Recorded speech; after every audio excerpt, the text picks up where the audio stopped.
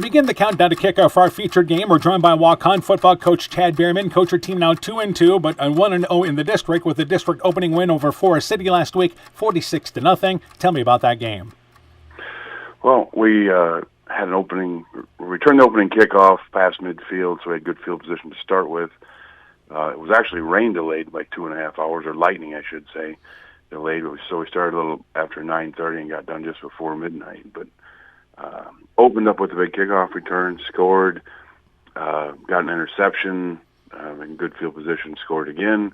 They fumbled the next kickoff, so we were up 22-0, partway through the first quarter. So that was a good start for us. And then I think we had forced 4 interceptions and a fumble recovery and blocked 2 punts. So it was a game where we were able to do some things in special teams in addition to forcing turnovers on defense, and then taking advantage of good field position on offense. All right, now let's talk about, first off, your offense. Who's contributing for you offensively this year?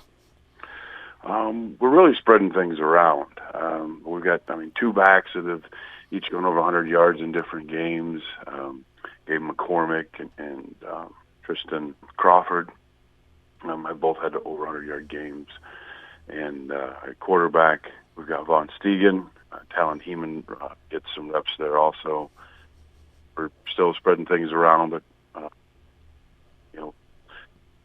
Dylan Stegan is our leading receiver, and we still run the ball fairly well, but we're in shotgun. We're running with a lot of wing T type blocking schemes, but running it out of the shotgun. Sure. All right. Defensively, on that side of the ball, some of your leaders defensively. I think our leading tackler is Easton Bucknell. We have Zach Perkins, Mackay, and Egan have had decent games for us on the defensive line. Vaughn Stegan at safety had a couple picks last week, and Owen Grimstead is another linebacker had a pick last week, and this would be one of our top tacklers also. All right, now turning our attention to North Fayette Valley, what do you know about the Tigerhawks? I think they're also young. They've got some, experience on the line. Defensively, the kids fly around. The defensive line does a good job holding up in their gaps, and then they got a lot of little quick linebackers that run around and make a lot of tackles for them. Offensively, they're running some shotgun stuff, mixing some of that in, but it seems like when it really counts, they get down back into the wing T and they'll run belly and trap and crossbuck sweep and power. They'll run belly and trap and crossbuck sweep and power and boot pass and belly pass at you. All right, Keith, in the ball game for Waukon, what do you have to do? Special teams, we need to be able to adjust to the multiple formations that NFB will throw linebackers. And then offensively, we need to finish drives. All right, thank you. You betcha. Waukon football coach Chad Bierman on his Indian program. Countdown to kickoff continues after this.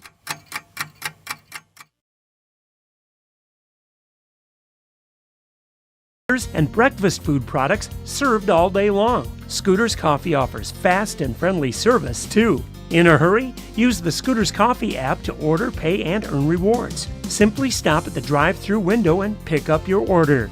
Scooters Coffee is open Monday through Saturday, 5:30 a.m. till 8. Scooters Coffee is open Monday through Saturday, 5:30 a.m. till 8 p.m. and Sunday, 6 a.m. till 8 p.m. Scooters Coffee in Manchester. Hey, Justin Birdnow here from Birdnow Chevrolet in Monona. I want to take a moment to wish all the myself and the entire Birdnow Chevrolet of Monona team is wishing you all that you do your best and good luck. If you feel lost in the big chain store Nightingale Drug, and visit with us about our services, such as one-on-one consulting, free local delivery, competitive pricing with most insurance plans, and Medicare accepted. We'll make the transition quick and easy for you. Come to the people you know and trust. Nightingale Drug and Gift Shop, your small-town family-friendly business in Guttenberg. Health Mart, caring for you and about you. Central State Bank provides a complete line of lending services to help you get the best out of life. From home mortgages and equity loans to vehicle and personal loans. We have expert lending professionals who will work with you to provide options to address your needs. At Central State Bank, you won't deal with a branch or department. You'll deal with a banker who is dedicated to you. Central State Bank, member FDIC. TNT Power Sports, your sales or service work. Bill, don't forget you no longer need to carry a phone line when you subscribe to internet in one of Neat's Freedom Plans. For more information on how to upgrade your services and the best pricing, visit NEITEL.com or call today 877-638-2122. Neat, connecting you now. Epic Wear. Get personalized clothing for your school, your team, family, friends, business, or any event. Epic Wear has a huge range of customizable apparel, trophies, and awards. They offer free design help or design your own apparel at getepicwear.com, and you can even set up a free website for your fundraiser. Epic Wear, Waukon. Call 563-568-2301 to place your order today.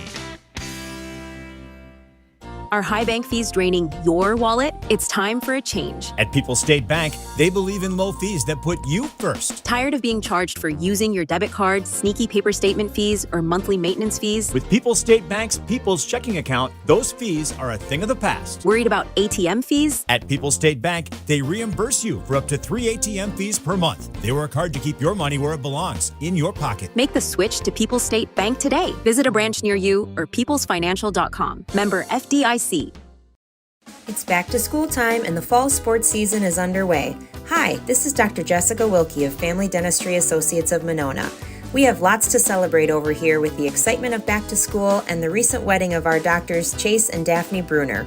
Dr. Mark Foley and myself would like to extend them congratulations and wish all our area students and athletes good luck this fall. We welcome new patients and look forward to seeing you at your next dental appointment. Stronger, farther, faster. It all starts with good nutrition. Clayton County Farm Bureau is proud of our livestock farmers who provide high-quality protein needed to fuel our young athletes. The ultimate pre- and post-game fuel-up can be found in meat and dairy foods grown right here. Meat and dairy are natural sources of essential vitamins that support health, energy, and performance. We know our student athletes are the real deal, and Iowa's livestock farmers are committed to helping them reach their goals. To learn more, visit Real Farmers, Real Food, RealMeat.com.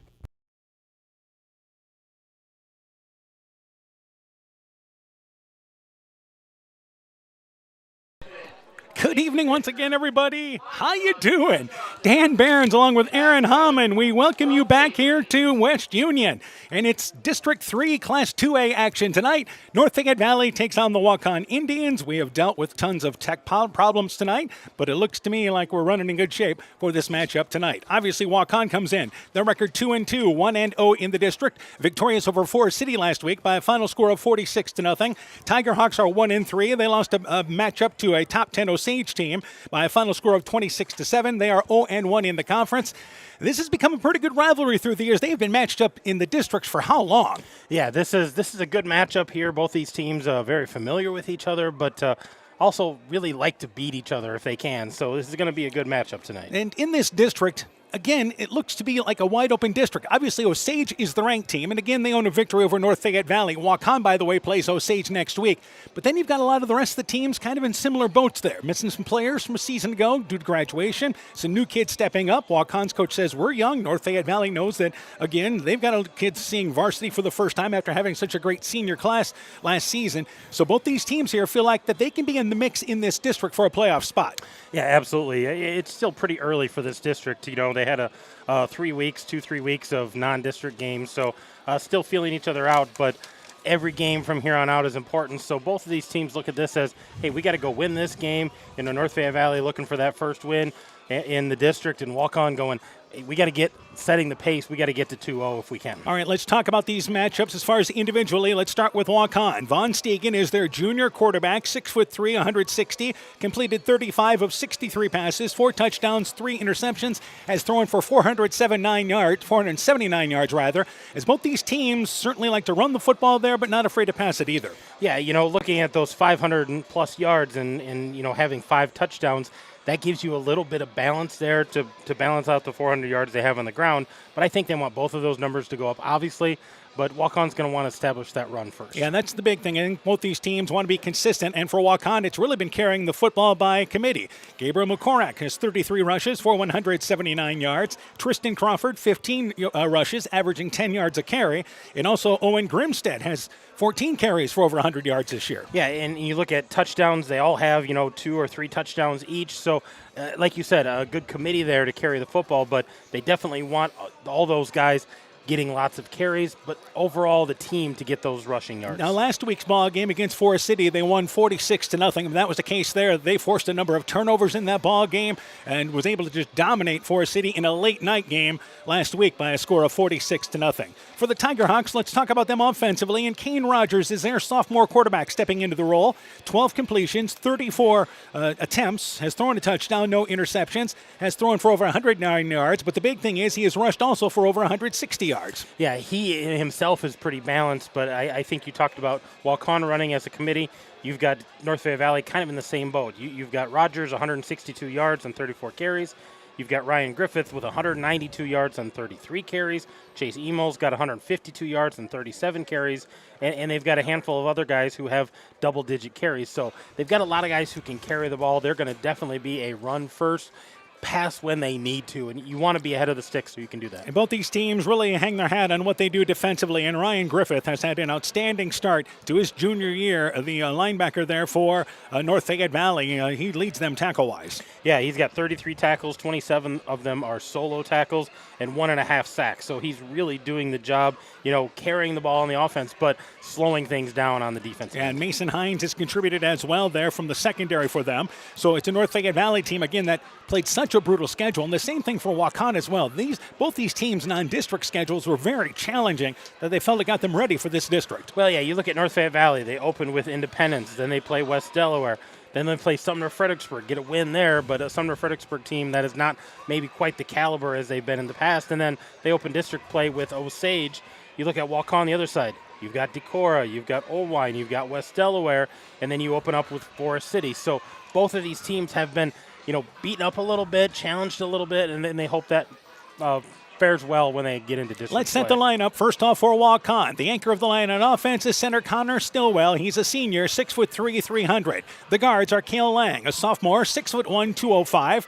Micaiah Egan is on the other guard, a junior, 5'8", 325, also plays defensive tackle. Zach Perkins starts at tackle. He's a 6'3", junior, 240 pounds, also plays defensive end.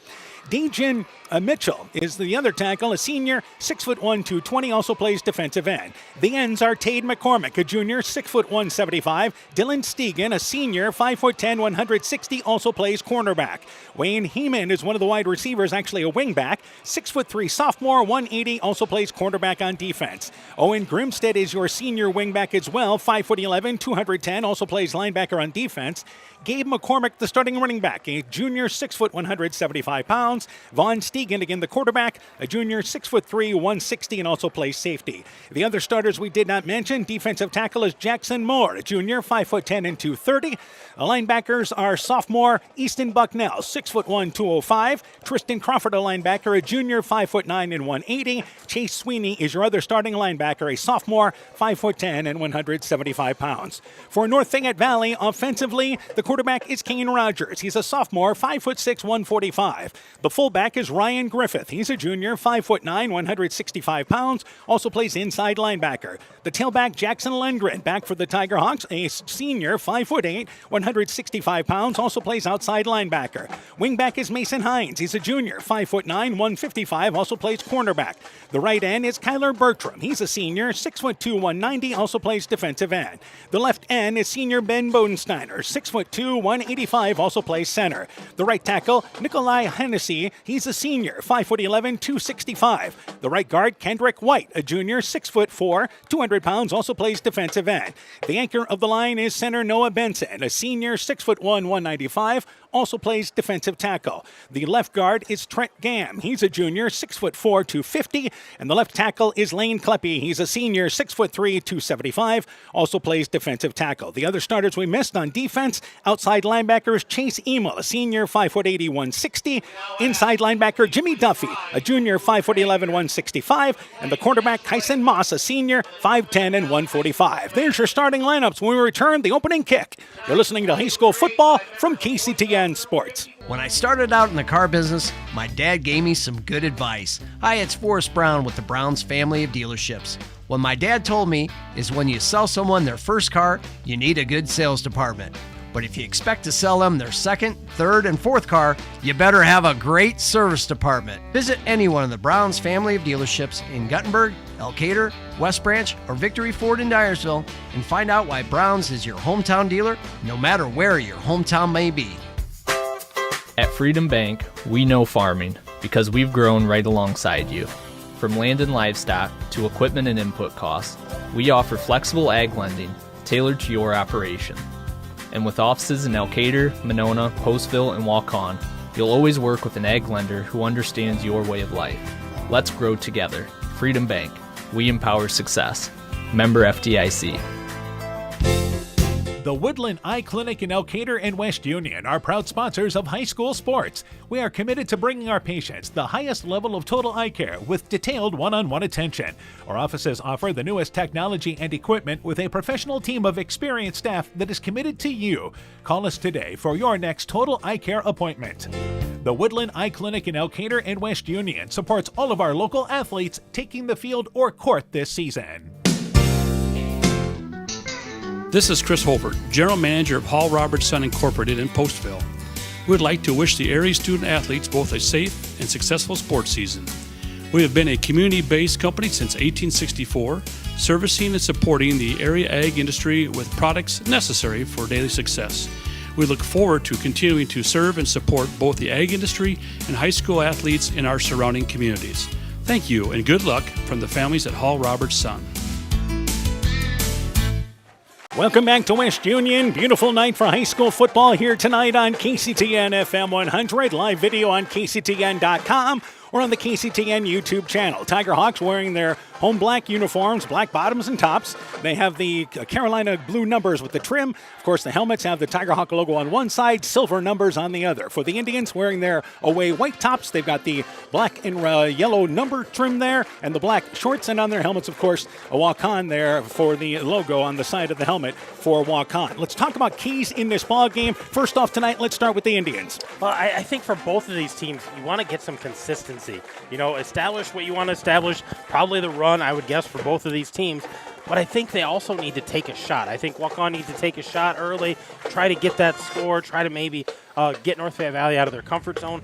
And I think if you're the Tiger Hawks, pound the ball, consistency, stay ahead of the stick so you can throw when you want to, not when you have to, and, just be like that for 4 quarters. Hey, which team, I think, can consistently move the football? I think these teams, when you look at the numbers, there's lots of similarities between these two teams, and they've played some really good games really good the last few games. years. Yeah, absolutely. And we expect another one tonight, but whichever team can be consistent. One year we saw one team struggle with turnovers. Another team just couldn't move the ball. So one of these teams has got to settle in and do what they do well and kind of set the tone, and I'm curious to see how they try to do that. All right, we'll be covering a number of ball games going on across the area tonight. Some scores already.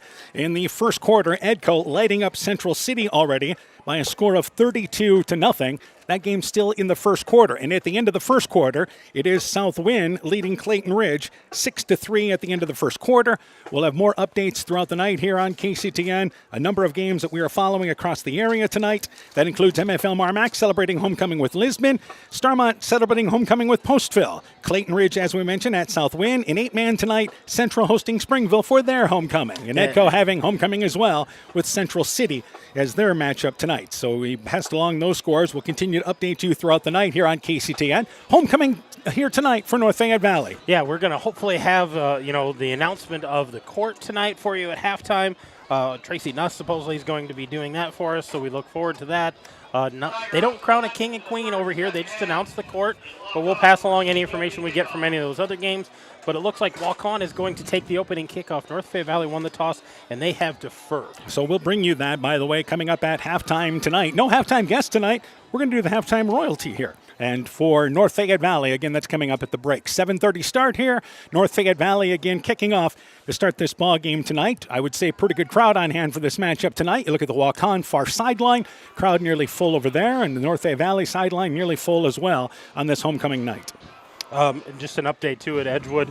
They received a punt and ran it back for a touchdown to end the first quarter. So they are now up 38-0. Yep, end of the first quarter. Edco putting up 38 in the opening quarter. They certainly will be enjoying homecoming night. Back to receive deep for Waukon, it's number 3, and that is Gabriel McCormick, who actually wears one of the Guardian caps there to deal with avoiding concussions. Isaiah Moody is also back to receive. He's a junior, 6 foot and 160 pounds. And to launch it away for North Fayette Valley will be number 58 in Kendrick White. So we're ready to go with our matchup here tonight. Tiger Hawk logo looking great at the center field area, center of the field. And here we go with week number 5 of the high school football season past the halfway point. Good kick by White. Going back deep there is McCormick. Fields it at the near hash mark. He'll bring it right up that hash mark across the 15-yard line. Stop short of the 20-yard line. Finally brought down there at the 19-yard line. First down, 10 yards to go for the Indians, starting inside their own 20-yard line. Outstanding special teams by the Tiger Hawks. Yeah, good coverage there. A nice punt or a nice kickoff and great coverage down the field. So they're going to start right about their 20-yard line. So first down, 10 yards to go. They start from the near hash mark. And for Waukon, they will line up here with a receiver split out left side. And again, they will work mostly from shotgun or pistol in a game like this. And again, the quarterback for them leading the way is going to be, once again, number 3 for them. And that, again, correction there. Number 7. Number 7 is Vaughn Stegen. I was looking at Dylan Stegen. He's number 1. But they run the football on first down. They give it to McCormick in the backfield. Tries to bounce left side, maybe a yard or two. Jackson Lundgren coming up from the secondary there, and actually Ben Bodensteiner as well. He probably lost yardage on that, maybe closer to 4 yards as he tried to get to the outside. Yeah, lost at least 2 yards on that, maybe 3 yards. So nothing going there. Good defense there by the Tiger Hawks. So second down, 14 yards to go. Again, we'll see which team can establish the line of scrimmage in this ball game. And Waukon will line up here with basically 3 receivers, trips to the right, single receiver to the left side. And again, it is a situation where it is second down and 14 yards to go. And on this play, they're going to throw the football. It's a quarterback draw to number 12, and that is Talon Heeman, who has seen some time at quarterback, a sophomore, tries a quarterback draw, gets maybe to the 15-yard line, and they're going to lose a couple of more yards on that. Yeah, moving the wrong direction. Not a good sign for the Indians here. Nice job by the Tiger Hawk defense. So Heeman, number 12, is in, a sophomore, 6'3", 180. He is 6 of 7 completion-wise this year. Has thrown a touchdown, no interceptions, 62 yards. He has also rushed 7 times for 72 yards and has also 7 touchdowns on this, 3 touchdowns on this season. But now back in at quarterback is, once again, for Waukon, number 7, in Vaughn Stegen. So they'll send in motion out of the backfield, McCormick. Stegen to throw the football, drops back, looking right side. That pass in and out of the hands. He was looking there for Heeman, who was hit hard there defensively in the special teams for North Fayette Valley. A number of players there, including Kane Rogers, 3 and out for Waukon. Yeah, upended him as Heeman was cutting across the middle, and a nice strong pass that hit him in the hands, but just too many Tiger Hawks there running into him and not able to hold on. So North Fayette Valley figures to get pretty good field position here as they have their returner standing back at the 50-yard line. So once again, to do the punting for Waukon is Vaughn Stegen. And back to receive there for North Fayette Valley. Their punt returner there is, I believe, back there, Hines. It's a short kick, bounces at the 45-yard line. They'll stay away from it. It is Mason Hines back there. He'll roll back to the 40-yard line. The ball rolls just across midfield and is down at the 47-yard line where it's first down, 10 yards to go. Great field position for the Tiger Hawks, and there's a flag on the back side of this play, and it's against Waukon here. So an opening possession that was tough to start. Only gets worse for them, and the Tiger Hawks will take the ball at midfield. They'll take the penalty there. Yeah, I'm thinking they're going to say, we don't want this penalty. We like where this field position is. They're starting on their own 47-yard line. So first down, 10 yards to go for the Tiger Hawks, in business already at their own 47-yard line, just underway here in our late start from West Union tonight. First down, 10 yards to go. They will run here out of shotgun formation. 2 receivers to the left.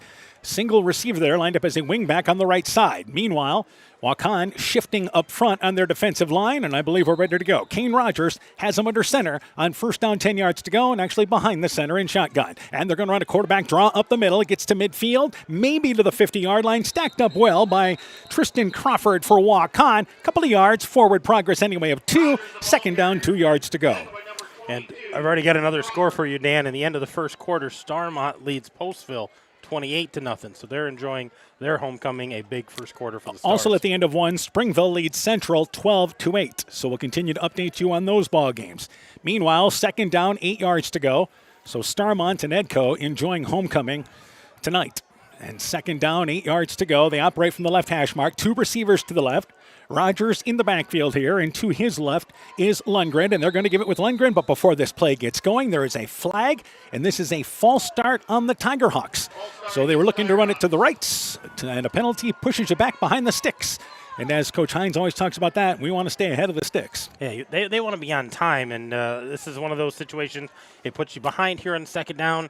You got to have a bigger play to stay on time for third down. It just puts everything a little behind of where you want to be. So second down, we'll call it 14 yards to go. Actually, I think it closer to 13 yards to go. Yeah. And they stay in the same formation. Lundgren is to the left there of the quarterback in, once again, Rogers. Then they try to run it up the middle. Nothing doing again. Tried to run between guard and tackle up the middle. Stuffed up front by Waukon. Number 42, Easton Bucknell there. Also there as well, Dajan Mitchell. And that's forward progress of maybe a half a yard. And it's third and long for the Tigerhawks on their first drive. Yeah, not much to gain there. And right now, both of these teams flexing on defense and offense having a hard time getting anything going. So third down and long. Receiver split to the right, and that is Mason Hines. Near side is Bodensteiner. And third down, 11 yards to go. Rogers booting out to the right, looking to throw the football. Now he's going to tuck it and run. Across midfield, runs towards the sideline. First down. He's down the far sideline, inside the 40-yard line. Pushed out of bounds there.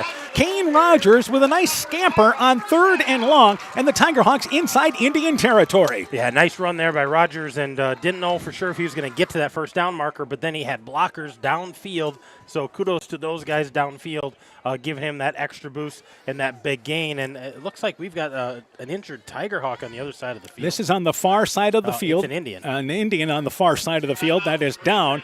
So we have an official's timeout. We'll try to get word out for you here who was shaken up on that play. So first down, 10 yards to go for the Tigerhawks. They're down to the 37-yard line. Let's take this timeout. Looking for the best suppressors with seamless service? Interested in helping protect your hearing or have questions on the NFA process? Head to Stronghold Corp, your one-stop shop for premium suppressors and unbeatable expertise. Whether you're a seasoned shooter or first-time buyer, we can get the best brands and latest models to fit your needs. Enjoy hassle-free eForms electronic fingerprint processing with our state-of-the-art Cerberus live scan system. Contact us today by heading to stronghold-corp.com for more information. Stronghold Corp, where silence meets precision. Hey sports fans, take a time out to call Garms Financial Services for all your insurance needs. Whether you need auto, home, farm, health, crop, or business insurance, Garms Financial Services and Grinnell Mutual has you covered. You'll receive quality protection, expert advice, and local friendly service.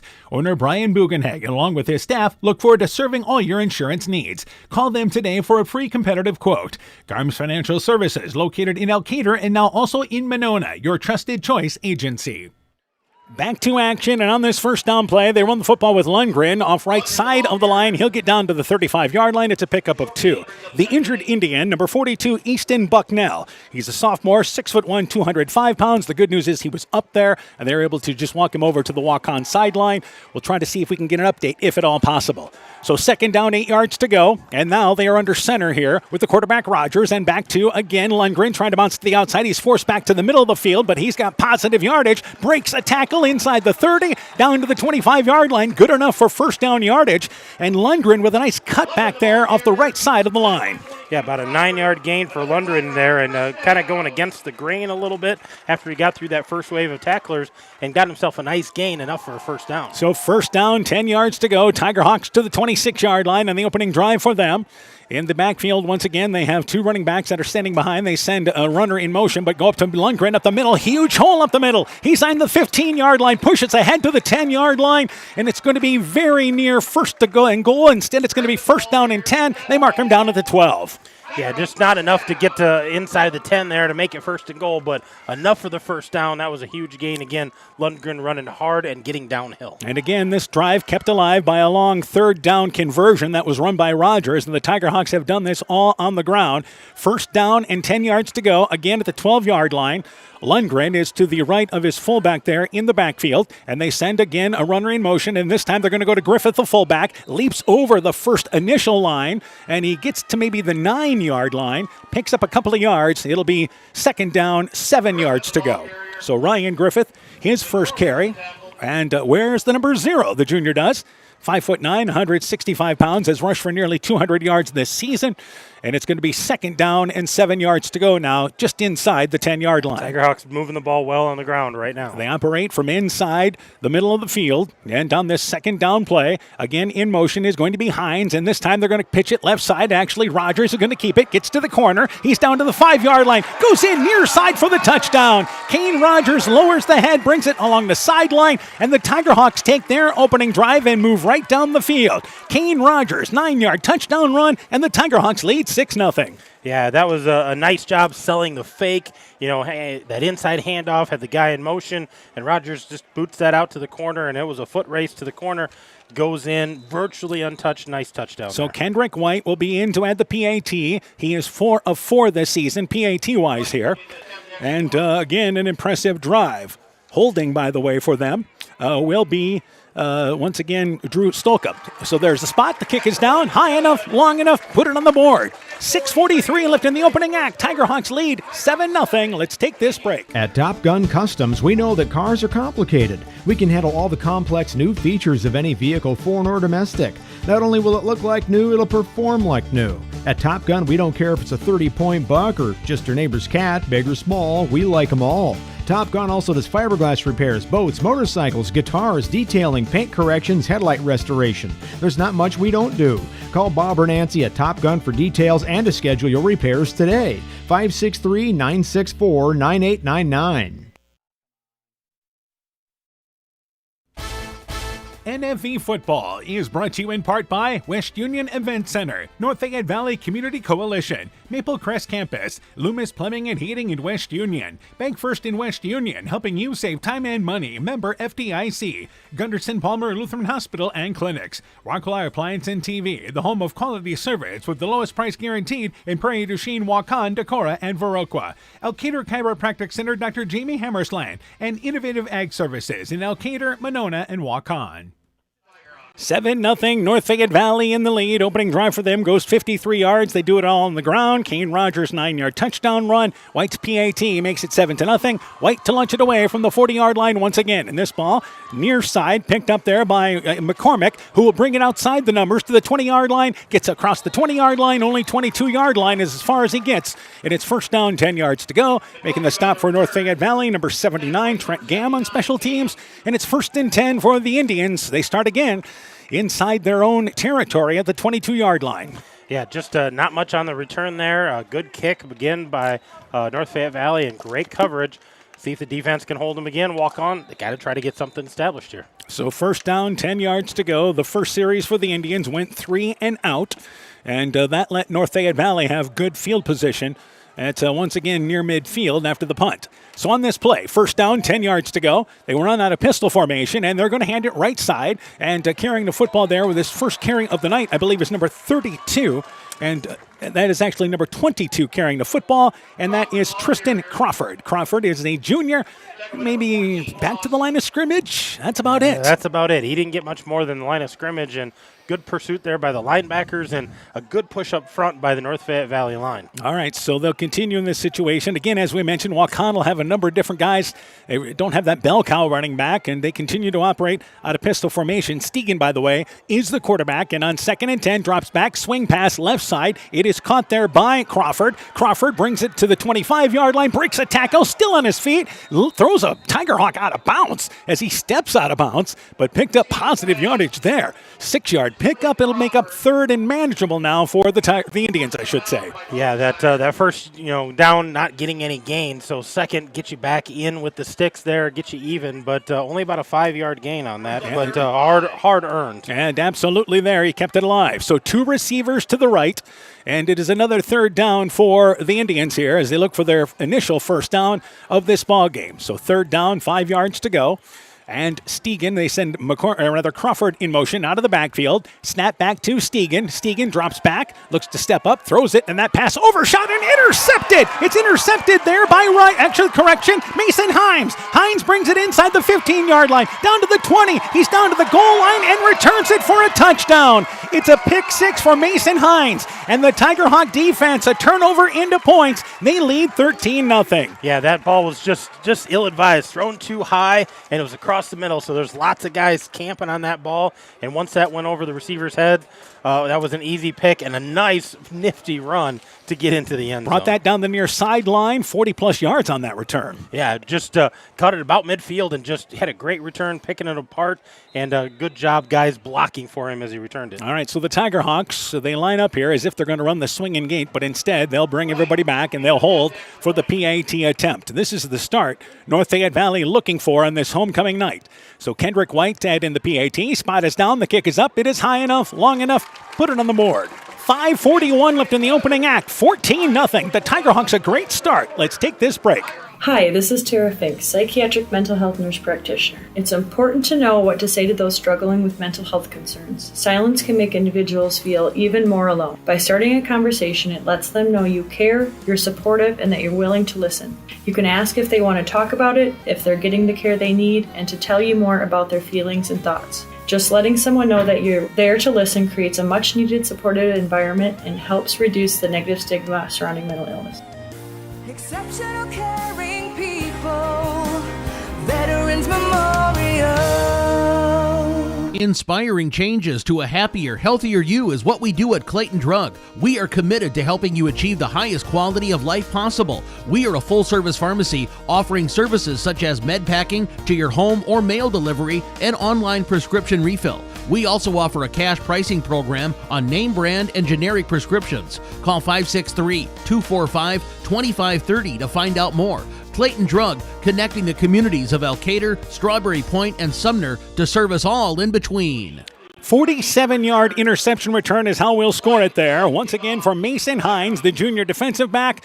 White's PAT makes it 14-0, and White to kick off for the third time here in this first quarter. Back deep to receive for Waukon. Again is McCormick on the near side. Also back there as well is Moody. Picked once again there by McCormick off the right side. He brings it across the 20-yard line, 30-yard line, and White hangs on to him before the help arrives, and he continues to turn ahead to midfield. Tough run there by, once again, Gabriel McCormick. About a 45-yard return, a determined run, and the Indians take over in their best field position at midfield. I'd say that was 10 times better than the previous one. He ran really hard. He saw that little crease, and he shot right through it. And nice job by White to grab a hold of him, hold on, and he got some help, but not until McCormick got to midfield there at the 50. So first down, 10 yards to go for the Indians. That last pass, by the way, that was thrown for Waukon, it was once again Von Stegan. He was trying to hit Heeman, and the pass was overthrown, and an easy interception there for North Fayette Valley. Meanwhile, they run an inside counter play, and carrying the football is number 25. That is Owen Grimstead. His first carry, bounces near side, gets out to about the 35-yard line, picks up 4 yards on that play. Kyson Moss, one of the Tiger Hawks, in on the coverage, along with number 76 in Lane Kleppe. But the best run that Waukon has had on first down, and they pick up 5 in the inside counter. And if they can clean that up, that's a pretty neat little run there, because they fake the regular handoff, and then Grimstead comes in on the inside with the inside handoff, and there's a lot of room there for him to get ahead of steam, but they got to clean that up and get that other running back out of there. So now Heeman back in at quarterback, and this time Stegan lines up as a receiver to the far side of the field. 3 receivers to the left side, and rolling out to the right, it's going to be Heeman. Heeman steps up, looking down the sideline, one-on-one coverage. There's a flag down. The pass intended for Isaiah Moody. They were jostling for position down there, and I believe Kyson Moss maybe made contact a little early. This looks like it's against the Tiger Hawks in the secondary. Yeah, I think we're going to have a pass interference on this for sure. Just got there too early. early, and it was a well-thrown ball, but he never had a chance to get his hands up to catch it. So the penalty is against, once again, North Fayette Valley. So that will give the Indians a first down, pass interference, and that thrown by our back judge. So that will move the sticks here and bring them, well, inside the 35-yard line here. So they'll mark it ahead to the 30-yard line should be. And it's first down, 10 yards to go. The Indians needing a drive to answer, trailing 14-0 in good field position so far. Yeah, getting a little help there out of the Tiger Hawks to let Waukon continue this drive. First down, actually correct. It is first down. Sideline sticks say second down, but they go back to Stegan at quarterback to throw the football again, looking down the seam for Heeman. Bobbles it, hangs onto it, and goes in for the score. Touchdown, got it. He ran the seam down the left side. 30-yard touchdown pass. Once again, hooking up there, Stegan to Heeman, and it's 14-6. The Indians quickly answer. Yeah, that was a nice thrown ball, and I didn't know if Heeman was going to pull that in. He bobbled a little bit, but able to secure it, then had a little bit of contact, but falls in for the touchdown, and the Indians answer there with a big play downfield. So now they will try for the PAT attempt here, and it looks like they are going to go for two. Now, as far as PAT-wise this year, kicking-wise for Waukon, they have all two-point conversions so far this year. Yeah, so empty backfield here. Grimsted's in a kind of a well, in Grimstead, he's 3 of 4 kicking, but they're going to run the Wildcat play. Brings it left side, hit at the line of scrimmage. Kleppy's got his arms around him there. He cannot get forward progress, and the conversion fails at the 1-yard line. But Waukon on the board, back within 14-6. You're listening to high school football from KCTN Sports. Hi, this is Cody from Torkelson Motors in Elgin and Waukon. At Torkelson Motors, we believe that student involvement in activities is a great way to help grow our communities, and we are proud to help sponsor this game for your enjoyment. We've been serving Northeast Iowa since 1926 and appreciate the business that our customers have given us and the support they provide to our area schools and communities. So the next time you are in need of a new or used vehicle or a repair, stop into Torkelson Motors, where we've been selling cars the old-fashioned way with a friendly smile and a handshake right here next door in Elgin and Waukon. During spring and summer, severe weather can strike in a hurry. If you see a power line on the ground, stay away, keep others away, and call your electric utility. If there's a downed power line due to an accident, stay inside your vehicle until the utility arrives and de-energizes the line. Learn what to do if you see a downed power line. Doing the right thing could save your life. Alameda Clayton Electric Cooperative, your Touchstone Energy Cooperative.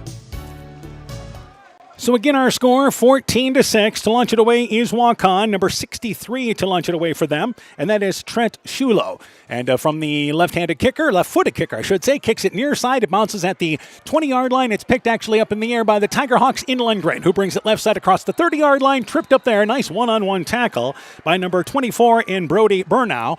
And a return of about 9 yards, first down, 10 yards to go for the Tiger Hawks at their own 32-yard line, leading by a score of 14-6. For Waukon, Heeman, 30-yard pass completed there from, once again, Stegan, and the PAT run fails, so it's 14-6 here, the score. Well, we thought both of these defenses were really flexing on that first series, but since then the offenses have been flexing for both of these teams. Yeah, we thought maybe we'd see a hard-fought, defensive-type ball game for 4 quarters, and being spoiled right away. First down, 10 yards to go. Lundgren up the middle, faking the boot around end was Rogers, couple of yards to the 35-yard line. The Indians never bring him down, but do stop him, and it's a pickup of 3 yards on first down yardage on the quick dive play. Yeah, just not a lot there, and is that 6 or is that 0, Dan? That looked like number 0 took that one that time. So that would have been Griffiths with the 4-yard carry. Second down, 7 yards to go. PA, I believe, gave that to Lundgren. So second down, 7 yards to go. They're going to throw the football. Rogers dropping back, now rolls out to the right. He's being pursued, throws it short. It is caught, far side, 35-yard line. That pass completed, but quickly tripped up is the Tiger Hawk receiver. And I believe that pass completed to Griffith and out of the backfield. And it ends up being about a 5-yard pickup, passing to the right side. They pick up positive yardage on that play. Rogers really have to run at least about 10 yards behind the line of scrimmage to complete that. Yeah, he rolled out and then was pursued by a defender, so I'm not going to get a huge gain on that because they had gained 4 on first down, gained a couple more there on the pass, so third and manageable. First completed pass of the night there for the quarterback Rogers. So third down, 4 yards to go, and they stay on the ground up the middle this time. It is going to be again Lundgren. Lundgren across the 45-yard line. He's had some success up the middle, picks up first down yardage onto the 49-yard line. So 3rd and 4 and a good chunk of yardage there by, once again, Lundgren. They say that was Griffith that time. That 6 and 0 is hard to see a difference. So Absolutely give there. that to Griffith that time, 11-yard gain. So 1st down, 10 yards to go, and again at the 49-yard line. So they continue. Griffin to the left, I believe. Number 6 correction there, and that is Lundgren. So 1st down, 10 yards to go. And they run it this time, Lundgren getting to the edge, 45-yard line, inside Waukon territory, where he's finally brought down and really tackled by the jersey. Dustin Smith, actually correction to number 74. Dajan Mitchell makes the tackle, but not before a solid 8-yard run there by the Tigerhawks. And once again, carrying the football, Lundgren. Yeah, almost able to pick up that 1st down. Just a little short that time, but doing a nice job of running hard, getting downhill. Give him 9 yards on that carry. So 2nd down and short for the Tigerhawks. They continue that offset formation in the backfield under center, and they're going to run up the middle. Griffith with a huge hole up the middle inside the 30-yard line. 1st and 10 as he has the legs taken out from underneath him as he tried to leap an Indian into the secondary, but he shot through the middle of the line down to the 28-yard line. 1st and 10 again for North Fayette Valley. Yeah, he got that ball with a full head of steam and hurdled a guy and tripped him up when he was in the air, but good enough for a 1st down here, and they're in business. This is a great sign for the Tigerhawks because you're starting to control the line of scrimmage up front and gashing the Indians up the middle. We approach the 2-minute mark in our 1st quarter. 1st down, 10 yards to go, and they're going to run it again, this time carrying the football. He's going to be left side. That is number 3, Chase Emil. Emil, his 1st carry inside the 20-yard line. He picks up 9 on that 1st down carry. Yeah, Emil with his 1st carry, and it's a good one. A 1st down, get them ahead of the sticks here, 2nd and short. And each of these running backs kind of different as far as how they run. Emil's 5'8", 160. He's a senior there. You've got, again, Lundgren, who's a senior, 5'8", 165, but again, a different style as he likes to get to the edges. And then Griffith, the 5'9", 165-pound fullback, who's more up the middle.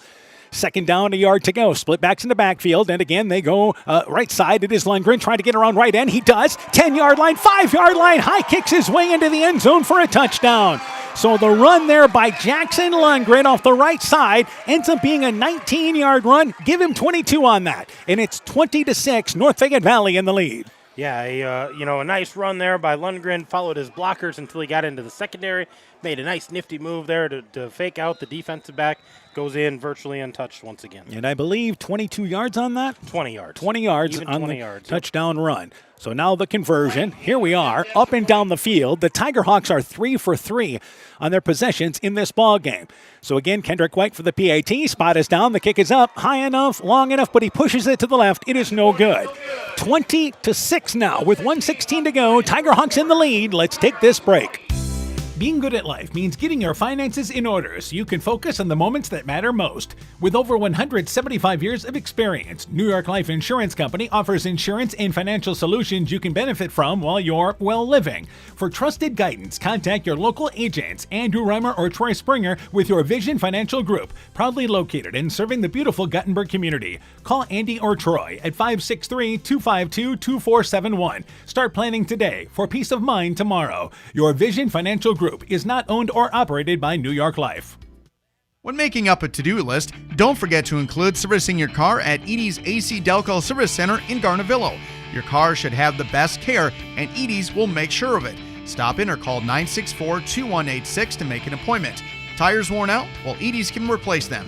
Need a tow? Call Edie's at 964-2186.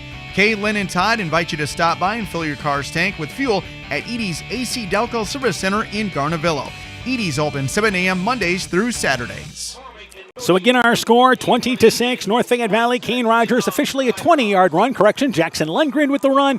PAT by White sails left, but the Tigerhawks lead by 14. White again, a good kickoff back at the 5-yard line to receive is once again Isaiah Moody. Moody brings it up the middle, 20-yard line, and he's able to push the pile ahead. Maybe the 22-yard line, finally brought down there. Give him the 23, and it's 1st down, 10 yards to go. A couple of scores. Edco leads Central City at the half, 46-0. Starmont leads Postal at the half, 42-0. And as we mentioned, Southwind in the ball game against Clayton Ridge led 6-3 at the end of one. Springville leading Central 12-8. That game in the 2nd quarter. We'll continue to keep you up to date. Meanwhile, it is once again 1st down, 10 yards to go for the Indians. And they continue now with back into quarterback Stegan. So we've seen Stegan for the most part in this ball game, though we have seen as well Heeman with a couple of opportunities. But first down, 10 yards to go. They operate from the near hash mark. Receiver to the right side. Bunched formation to the left. Stegan to throw the football again. Steps up. Flushed left side. Throws it one-on-one. Looking for number 25. The pass is caught by Grimstead.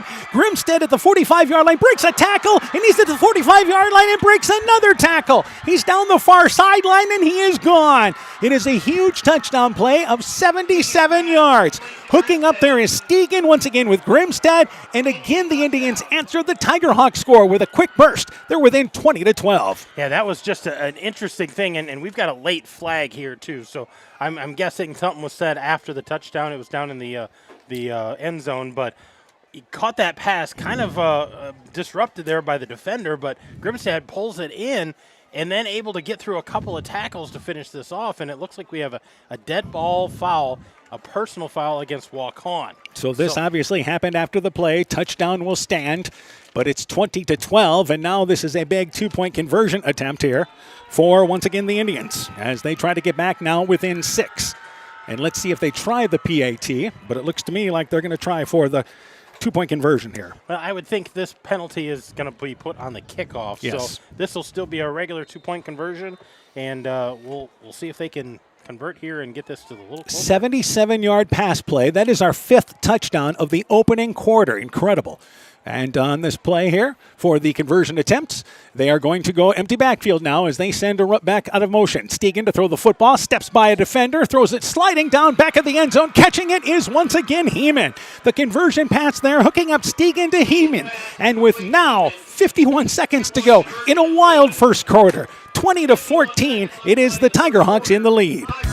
Being good at life means getting your finances in order so you can focus on the moments that matter most. With over 175 years of experience, New York Life Insurance Company offers insurance and financial solutions you can benefit from while you're well living. For trusted guidance, contact your local agents, Andrew Reimer or Troy Springer with your Vision Financial Group, proudly located and serving the beautiful Guttenberg community. Call Andy or Troy at 563-252-2471. Start planning today for peace of mind tomorrow. Your Vision Financial Group is not owned or operated by New York Life.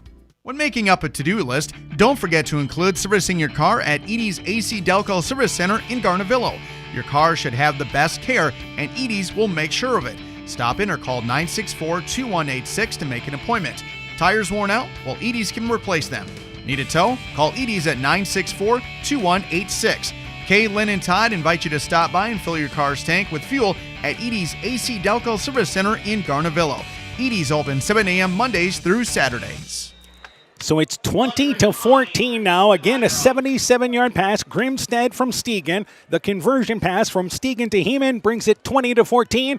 And again, to launch it away is number 63, Trent Shulo. And it's a kick that is short, but it's returnable. As a matter of fact, catching the ball for North Fayette Valley is Mason Himes. Brings it right up the middle. He's inside the 45-yard line. He keeps his legs churning ahead to the 40-yard line. Finally brought down at the 37-yard line. And the Tigerhawks take over in great field position here with the score 20-14. Well, they marked off that penalty on the kickoff, so Waukon kicked that from the 25, so you expected the Tigerhawks to have great field position.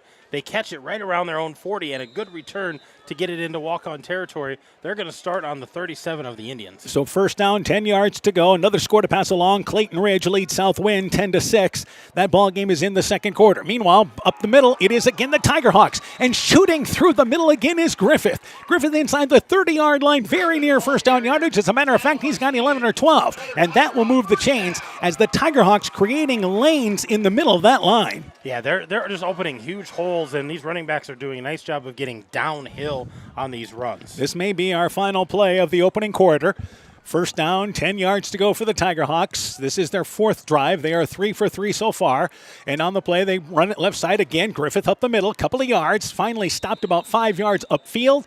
That's the first time here they've been able to get to him, just short of the second level. Number 5 making the play, Tade McCormick for Waukon. But a solid pickup nonetheless on first down. Second down and 5 yards to go. And that should be how our opening quarter will come to an end. But the Tigerhawks running up to the line of scrimmage. Second down, 5 yards to go. Will they get the play off? They do not. All right, they were going to try to. So we're finally at the end of the first quarter. It's a wild one in West Union. It is North Fayette Valley 20, Waukon 14 at the end of one. You're listening to high school football from KCTN Sports. Alpine Communications believes connected communities become thriving communities. We are the local telephone company that became a 21st century communications provider. Alpine provides internet, television, cellular security, and telephone too.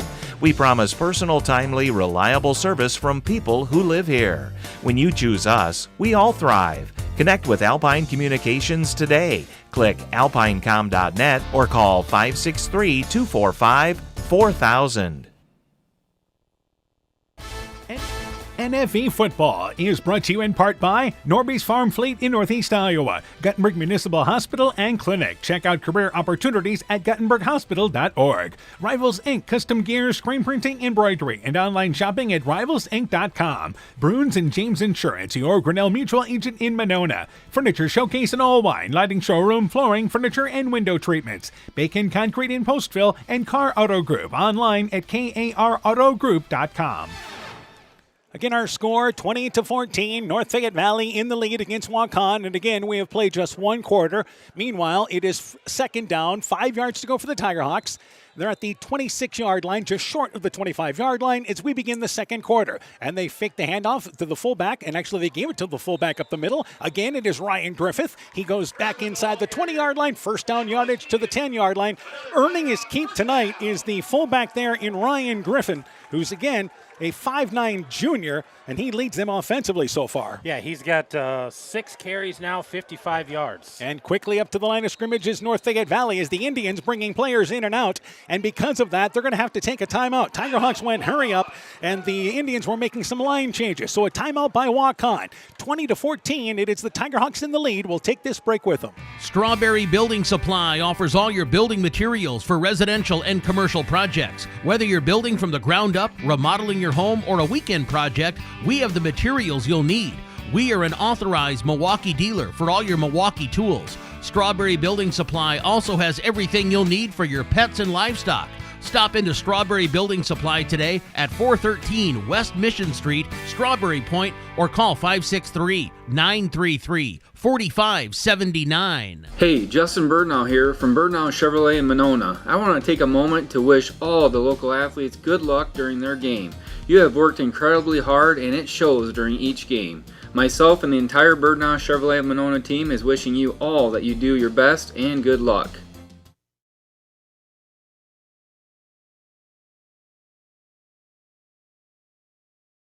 They have the ball. They are in business at the 10-yard line where it's first and goal after the timeout taken by the Indians. So first down and goal from the exact. Carrying the football there is Lundgren. Lundgren trying to get to the end. And on the near side as he gets to about the 8-yard line, stretched out well by Waukon defensively. And it's going to be second down and goal from likely the 8-yard line, maybe the 7. Yeah, they gave him a pretty good spot there. They're sitting on the 7, so another 3 yards for Lundgren. He's sitting at 63 yards on 7 carries, so Griffith and Lundgren both doing the job tonight. Absolutely, again, controlling the line of scrimmage. So it's second down and goal, 7-yard line. Back stretch play this side to Griffith. He'll get inside the 5-yard line. That's a rugby scrum at about the 2-yard line, maybe closer to the 1, but it's third and goal for the Tigerhawks. And the way they've controlled the line of scrimmage, I just see them keeping it simple. Yeah, big gains and good push up front. So they're going to have this knocking right on the door. It looks like it's about the 1-yard line. So third down and goal is what it is for the Tigerhawks from the 1-yard line. Operating near the right hash mark. And in the backfield, Griffith along with Lundgren. Lundgren is to the left of the fullback, Griffith. And on this play, they go to Griffith. Griffith, left side, able to go in for the touchdown. Let's see. He got it. Absolutely. Bounced back, but he crossed the goal line first. And the Tigerhawks are 4 for 4 on their drives. They lead now 26-14. Yeah, you know, they've had 3 nice offensive drives, including that pick 6. So 4 touches of the football, 4 scores, and really controlling the line of scrimmage after that first, questionable series. They've been doing a nice job handling. So it looks like they will go for 2 in this situation here, up by 12. This will put them up by 14. And they'll line up with Bodensteiner as a receiver to the deep left side. And they continue that same formation with Lundgren and Griffith in the backfield, but Lundgren to the right now of Griffith. And Rogers with him under center. And on the two-point conversion, Rogers rolls out to the right to throw the football. Brings it right side, the pass into the end zone. It is caught. That's Griffith near side in the end zone. Catches it for the conversion. So with 10:32 left in the half, Tigerhawks lead 28-14. Getting to the age of 55 may have earned you wisdom, but Central State Bank thinks you should get something more, like a checking account that earns you interest. We believe you've earned the right to avoid fees for ATM and debit cards, wire transfers, cashier checks, and insufficient funds transfers. Call or visit Central State Bank today and ask about our Classic 55 checking. It's time you've got what you earned. Central State Bank, member FDIC. TNT Power Sports sells and services all makes and models of UTVs and ATVs. We have a nice selection of clean used units available along with new units. Contact Brian, Sawyer, or Tracy for your next UTV or ATV purchase. To keep your UTV or ATV in top-notch condition for work or play, schedule your service work with Brian or Nathan by calling 563-245-1100 or stop into TNT Power Sports north of Alcater on Highway 13 for all your sales or service work. So again, our score now 28-14. It is Griffith with a 1-yard touchdown run and the conversion pass. Rogers connecting there with Griffith for the conversion. And it will be Kendrick White to launch it again from the 40-yard line here for the Tigerhawks. And again, this is returnable, and it will be back to receive there in McCormick. McCormick on that far hash mark brings it out to the 25-yard line, steps over a defender. He'll spin at the 30-yard line and breaks a tackle. He's bringing it near side. 40-yard line. He's to midfield. Down the far sideline. He's down to the 30, and he's going to take this to the house. Are you kidding me? Gabriel McCormick with an impressive touchdown kickoff return of 90-plus yards.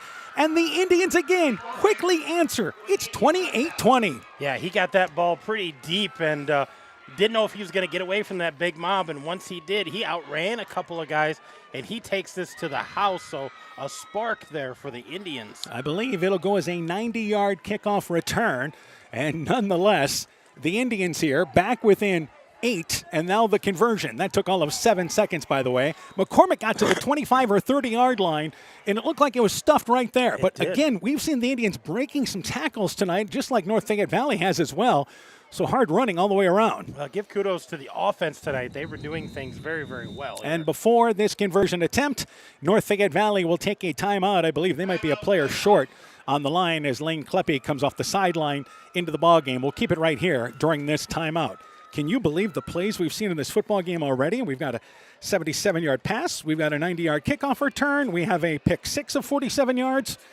We're just still a little over a quarter. Yeah, we're still in the second quarter, and we've seen a lot of football already, and we're excited to see what this is going to look like at the end. So the timeout taken by the Tigerhawks. Want to make sure here on this conversion attempt because, as we mentioned, Waukon going for 2 throughout the game tonight. So these PATs are huge in this game. They are. They want to get this back to, a single score or less if they can. So if they can get a touchdown and maybe take that lead. But do you have updates on scores? Yes, Central leading Springville now at the half. Actually, correction, Springville leading Central at the half, 19-8. The Warriors are 4-0 going into that ball game tonight. And as we mentioned, Edco leading big at 46-0 over Central City. Starmont leads Postville 42-0 at the half. And MFL Marmac leads at the end of 1 against Lisbon. Score there is 21-0. We'll continue to keep you up to date. Southwind in Clayton Ridge. Clayton Ridge now leads 10-6. Meanwhile, here's your conversion attempt. What they're going to do is hand it left side, and actually keeping it is Heeman. Heeman dives over the goal line for the conversion. It is good. So 14 in the half. It is 28-22. Tigerhawks in the lead. Mom, yeah, put that on my to-do list. There is more and more on my to-do list every day. I can hardly keep up, and I have to make sure everyone is paid. But who has time for the bills? You know who can help with that? Who? Alcater Tax and Bookkeeping. They not only do taxes, but specialize in bookkeeping services as well. Has your to-do list gotten too long? Want help? Give Alcater Tax and Bookkeeping a call at 563-245-2154. NEAT is connecting more and more homes and businesses to reliable, fast broadband internet in Northeast Iowa. NEAT's fiber optic network has expanded and is now offering speeds up to 1 gig in and around Monona, Luena, St. Olaf, Farmersburg, Postville, and surrounding rural areas. NEAT Fiber provides high-quality internet, television, and telephone services at the speed of light. For more information on how to upgrade your speed and services, visit NEITEL.com or call today 877-638-2122. NEAT, connecting you now. So again, our score, it is 28-22 after an impressive 90-yard kickoff return by McCormick. The run by Heeman makes it 28-22 early in the second quarter. To launch it away again is going to be, once again, Schul that time, and the short kick. It is fielded by North Fayette Valley on the far sideline. They'll bring it across the 35-yard line out to about the 37-yard line. That was Ben Bodensteiner on the return. The Tiger Hawks again take over first down, 10 yards to go. Good field position. Trent Schulo was the kicker there for Waukon. Already in this game, the Tiger Hawks have scored 4 touchdowns by 4 different players. Waukon has scored 3 touchdowns by 3 different players. Well, we talked about the balance, the different guys who can run the ball for both of these teams and, different receivers who have catches. So it doesn't surprise me that different guys are getting involved in this offense early. So first down, 10 yards to go. Tiger Hawks are 4 for 4 on drives tonight. Offset formation in the backfield, and again, they'll run it left side, up the middle. Griffith stacked up a little bit by Waukon, and as I say that, they booted around left side. They sold the fake to the inside. Far sideline, turning the corner, there was Rogers. Quarterback boot to the left side. Picks up 6 yards on first down. Great sell by the sophomore quarterback in Kane Rogers. Yeah, nice job giving that fake and then cutting hard on the outside, and they're going to give him a solid 6 yards on that carry. So second down, 4 yards to go in this situation. Again, Tiger Hawks just short of midfield. 43-yard line is where they operate from. And it is again a second down situation. Split backs in the backfield.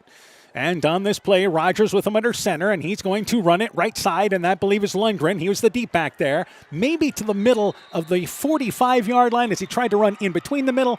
Maybe a yard or two. Third down, manageable yet, but third down, 5 yards to go. So Grinstead in on the play for Waukon. And can they get a stop here in these third down situations? Yeah, just Waukon's got to have an answer defensively because North Fayette Valley's been kind of doing what they want to do on offense and controlling that line of scrimmage up front. So third down, 5 yards to go is the situation here. And again, they continue in the same formation, closer to 4 yards to go. And on the play, they are going to run it up the middle. Griffith, first down yardage inside Waukon territories. He just stayed on the left hash mark, brings it down to the 45-yard line.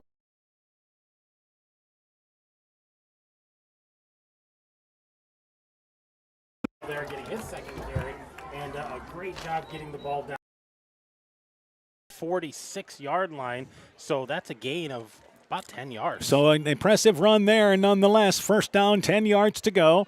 And once again, the Tiger Hawks converting on a third down situation. So first and 10 from the 46-yard line.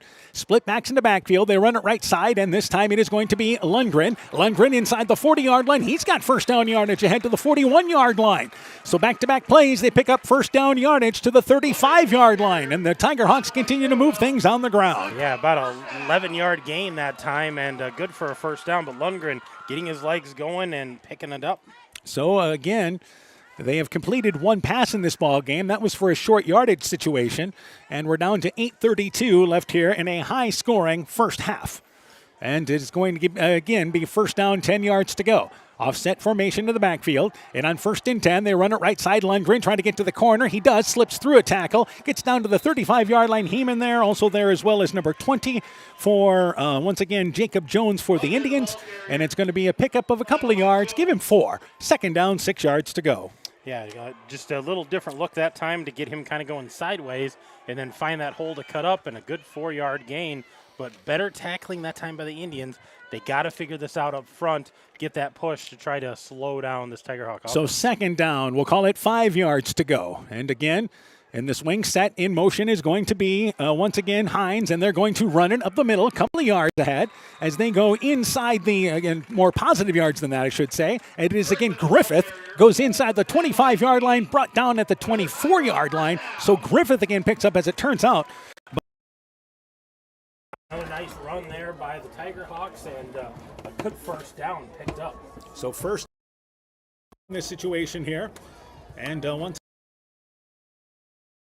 you to try to move the football here.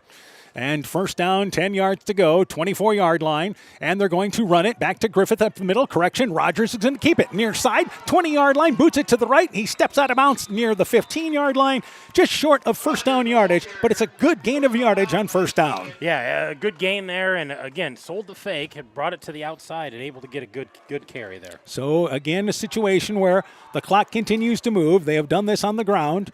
And again, leading in this ball game by a score of 28-22. Tiger Hawks are driving once again. So on this play, second down, and they actually gave him 7 on that. But on second down, Rogers goes to left side. It is Lundgren. Lundgren hitting the backfield, can't get to the edge. And for the first time tonight, the Indians drive them back on a rush. This is going to be a loss of about 3 yards. Pushes them outside the 20-yard line. There is a player for the Indians that is shaken up on the field. And quick to get up there and able to try to walk away, I believe, is Jackson Regan, number 6, as he tried to go back to the huddle. And actually, it is number 8. And that is going to be Chase Sweeney, who is a sophomore linebacker, running back for the Indians, but being helped off the field, walking on his own. That's good to see. But this is third down and a longer situation now for North Fayette Valley. Yeah, a little longer here. Nice job by the Indians that time getting through, recognizing what play they were in there, and they're going to reset the play clock here and bring these teams back out and make them run this play. So again, it is third down, 7. Clock goes inside 7 minutes here in our first half. 28-22 is the score. Tiger Hawks in the lead and threatening, and certainly in 4-down territory once again here. Receivers split left and right. They go back to shotgun formation, and Rogers here is going to get the handoff up the middle, and it is going to be Griffith again. Stopped up front, gets inside the 25 to about the 24-yard line, only picks up 2. A better job up front defensively by the Tiger Hawks, and it's now fourth down. Lundgren actually got the carry on that. Fourth down, it is roughly 5 yards to go, and an interesting call coming up for North Fayette Valley.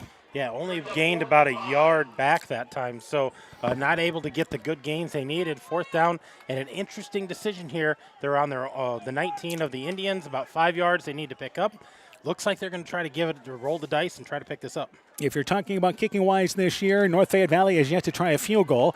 And are thinking here going forward on fourth down, 5 yards to go. Split backs in the backfield. Fourth down, Rogers the hard count, trying to get the Indians to jump off sides. They stay put in a timeout taken by North Fayette Valley. So we have 5:51 to go in the half. Timeout by the Tiger Hawks. We'll keep it right here, as again our score is 28-22, North Fayette Valley in the lead. Coming up tonight at halftime, let's pass along that we once again will have the North Fayette Valley presentation of the royalty. Coming up at halftime of our ball game tonight, we'll be joined there by public address announcer Tracy Nuss for that event coming up here at the half. That'll be our halftime guest tonight. Yeah, in lieu of that halftime guest, they'll announce their court. Again, every school does things a little bit differently. Central gave their king and queen last night. Edco does theirs tonight.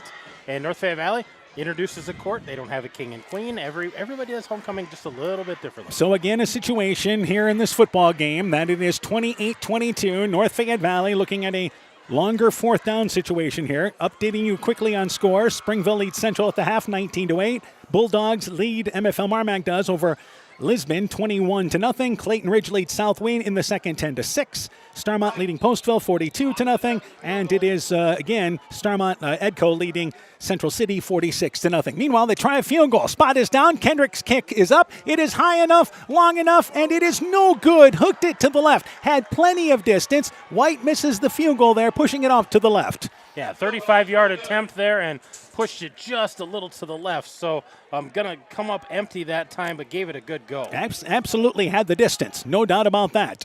So just missed it to the left, and Waukon gets their first stop of this football game.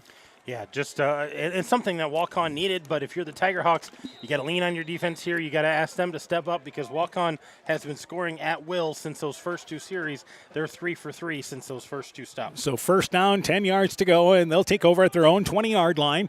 Plenty of time to work with here in our second quarter. After the scoreboard was smoking at the end of the first quarter, we've settled into a normal game here. First down, 10 yards to go. Heeman back in it. Quarterback flushed out to the right. He's being chased by White. Throws it back far sideline near the first down marker, but throwing short. Intended for, once again, Stegan, Vaughn Stegan, who moved out as wide receiver, came back, tried to catch it at the sticks, but underthrown. Yeah, they kind of use those two guys interchangeably. Sometimes Stegan's quarterbacking. Heeman will go out as a receiver. Once in a while, they'll bring Heeman in, let Stegan go out as a receiver. Kind of keeps you on your toes when you're a defensive person. And it doesn't make it any easier on us trying to keep track of who's who. No, not at all. Right, especially when you've got teams that share the wealth running the football as well. Absolutely. We got to keep track of who's getting it where. So second down, 10 yards to go. Receiver to the right side, and Stegan back in at quarterback, and there's North Fayette Valley, I believe, moving up front. Change of cadence by Stegan at quarterback, and this is offsides on the defense, so that'll make it second down, 5 yards to go. Been well played in that regard as far as penalty-wise. Yeah, that's the third penalty on the Tiger Hawks. Waukon's been playing clean thus far, so no penalties against them. So second down, 5 yards to go. And a different formation now here for the Indians as they empty the backfield. And they'll bring 2 receivers to the left, 2 to the right. And on second down, 5 yards to go, Stegan continues out of shotgun formation. Heeman goes in motion right to left. They fake the handoff. It's a counterplay left side with McCormick, maybe to the 23-yard line. North Fayette Valley stayed home defensively. Outstanding job up front there by the Tiger Hawks. One of the players there, I believe, was Griffith, number 0 there in that area. Also there as well, one of the defensive ends in Kyler Bertram. So it's third down. We'll call it closer to 3 yards to go, but it's a long 3 to go for the Indians. Yeah, just not able to pick up enough on that counterplay with McCormick, and getting things done on the ground has been tough for the Indians tonight. Third down, 3 yards to go in the backfield now. It is McCormick to the right of Stegan, and they're going to fake the handoff. Stegan's going to run it. He's got first down. Tripped across the 30-yard line by Bertram, but enough for first down yardage as he falls across the 30 to the 31-yard line. First and 10. Stegan with a nice keeper to the right side. Yeah, nice job of faking that and just tucking it away. Picking up the first down. They're going to give him 5 on that, push it all the way out to the 32-yard line. And the Indians converting that first down play. So we're inside 4:45 to go here in our first half. Plenty of time with Waukon trailing 28-22 in a game in which they have never led. 2 receivers to the left, 2 to the right. And Stegan again alone in the backfield. They'll send Heeman in motion, and this time he gets the handoff, but it's a reverse, and they hand it left side. Carrying the football now is number 11, and that once again is going to be Isaiah Moody. And Moody brings it near side across the 40-yard line, inside Tiger Hawk territory. Pushes inside the 45 and pushed out of bounds at the 41-yard line. They ran a reverse, and the Indians run it well. First and 10. Yeah, about a 27-yard gain there for Moody, and he had a blocker who kicked the defender out, and then when he bounced it to the outside, he had a wide receiver out there who pushed his defender in. So Moody able to get up and then out to the outside, and a huge gain there for 27 yards. Little razzle-dazzle for the Indians. So first down, 10 yards to go at the 41-yard line. Stegan at quarterback. McCormick joins him to the right in the backfield. Grimstead is lined up at one of the end spots there at a halfback spot. And now he's going to move to the left right behind his guard. So first down, 10 yards to go. Stegan to throw the football. Looking right side into the flat. The pass for Grimstead overshot. Looking right side at the 40-yard line. North Fayette Valley had actually defended it well. Rogers was in that area, but it's incomplete. Second down and 10 yards to go. Yeah, kind of a well-hidden screenplay there, but I think he saw the defender farther out there, thought he was the guy, instead of seeing Grimstead, who was coming behind that defender. So overshot him, falls incomplete. Will be second and 10. Starmont and Postville are already at the end of the third quarter, and it's 49-0. Starmont in the lead. Yeah, they're flying through that. You get to that continuous clock, and things go pretty fast. Second down, 10 yards to go. McCormick now is behind the quarterback Stegan. 2 receivers to the right, single receiver to the left, and they are going to Stegan fake the handoff. He's going to boot right side, looking to throw the football, throws it on the sideline, knocked away. Number 1 playing defense on number 1. Mason Hines knocked down the pass intended for Dylan Stagan. Down near the sticks to Dylan. It is incomplete. It's third down, 10 yards to go. Yeah, nice defense there by the Tiger Hawks to be able to knock that away, but good job by Vaughn Stegan, giving himself some time, extending that play a little bit, finding an open receiver, but the defense closed fast there. Good defense by the Tiger Hawks. So third down, 10 yards to go in this situation now here. And the Indians at the 41-yard line. And they continue now with McCormick to the right of Stegan. who, after the first play of this series, has continued to stay at the quarterback spot. And now McCormick goes in motion out of the backfield. And on 3rd and 10, snap back to Stegan. Stegan drops back, looked right side. That pass overshot and almost intercepted again at the 22-yard line, about the 27-yard line. Pass throw in short, and Mason Hines, again, almost Johnny on the spot that time again. But the pass throw in short. It's now 4th down for the Indians. They're going to have to punt it away. Yeah, they're going to have to give this back to the Tiger Hawks. And with 4 minutes to play, Tiger Hawks have plenty of time here. And remember, they also get the second half kickoff. So maybe they can double dip if they can try to get a touchdown before half. Hines, by the way, would have been his second interception. The first interception, he returned it 47 yards for a touchdown. Meanwhile, 4:07 to go in our first half. Back to receive for North Fayette Valley is Mason Hines at the 5-yard line. And Stegan to launch it away from midfield. He'll try to pin it back. It is a short punt that bounces at the 10-yard line, 5-yard line. It'll roll inside the 1, and that ball just crosses the goal line. Great effort by the Indians trying to get down there. They dove for it. McCormick, one of them there, just couldn't get to it in time. That was actually Grimstead that almost picked it out there before it went into the end zone, but it's a touchback. Ends up being 1st and 10 for the Tiger Hawks at their own 20-yard line. Well, and that was dangerous. The receiver was still dancing around back there close to the ball, hoping it would go into the back or into the end zone, but he almost got touched by that. Took it a little bit to go back into the end zone, but they got the bounce nonetheless. So 1st down, 10 yards to go, and they operate from their own 20-yard line. Again, plenty of time to work with here in this first half for the Tiger Hawks, leading still 28-22. And on 1st down, 10 yards to go, they are going to run the football right side with Lundgren, hit at the line of scrimmage, breaks a tackle, he's to the 35-yard line, and now here is Grinstead, Lundgren in the open. There's a flag on the far side of this play as he brings it to the 45-yard line into midfield, tackled there. Exploding run by Lundgren, but I believe we've got holding somewhere on that play. Well, and it's way back there at about the 26-yard lines where the flag is, and they're going to say a block in the back. So, great run by Lundgren there to get him out to midfield, but they're going to bring this back and say it was a block in the back. And you can see a lineman there pleading his case going, it wasn't me, I didn't do it. You didn't see that out of me.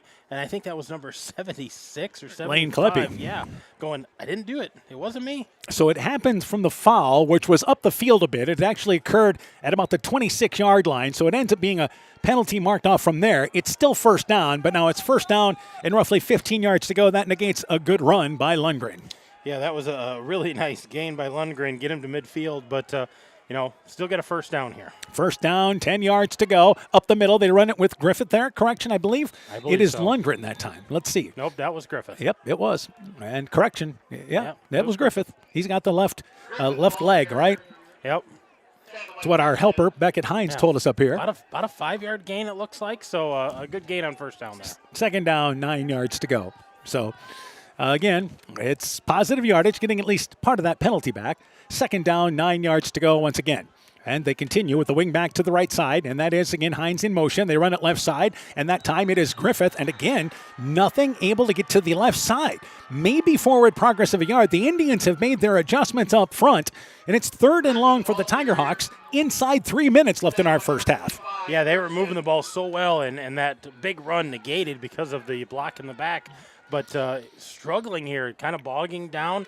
They don't want to really give this ball back to the Indians, but not able to get that ground game going here. 3rd and 9. So 3rd down and long for the Tiger Hawks. It has not been very often they've been in any type of a 3rd and long situation, but that's what they're in here on 3rd down and long.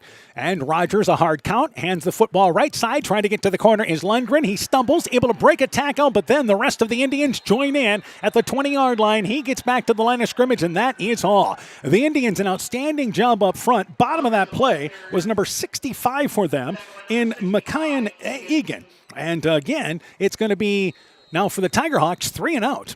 Yeah, and no gain there, and it looks like Waukon wants to take a timeout here, protect some clock. We'll take this timeout with them. 2:18 to go in the half. Waukon about to get the football back. 28-22 our score. Epic Wear. Get personalized clothing for your school, your team, family, friends, business, or any event. Epic Wear has a huge range of customizable apparel, trophies, and awards. They offer free design help or design your own apparel at getepicwear.com, and you can even set up a free website for your fundraiser. Epic Wear, Waukon. Call 563-568-2301 to place your order today. NFV football is brought to you in part by Dean Family Chiropractic in Claremont, TJ's Pizza in Monona and Claremont, Fisk Farm and Home in Monona, Cresco, and Decorah, the Loena Savings Bank, member FDIC, Culligan Water Conditioning in Elkader, Clayton County Recycling in Monona, Myers Auto Service in Monona, Thompson Construction and Monona Overhead Door, and Grow Logs and Lumber in Elkader. Timber is a crop. Harvest wisely. This is KCTN Sports.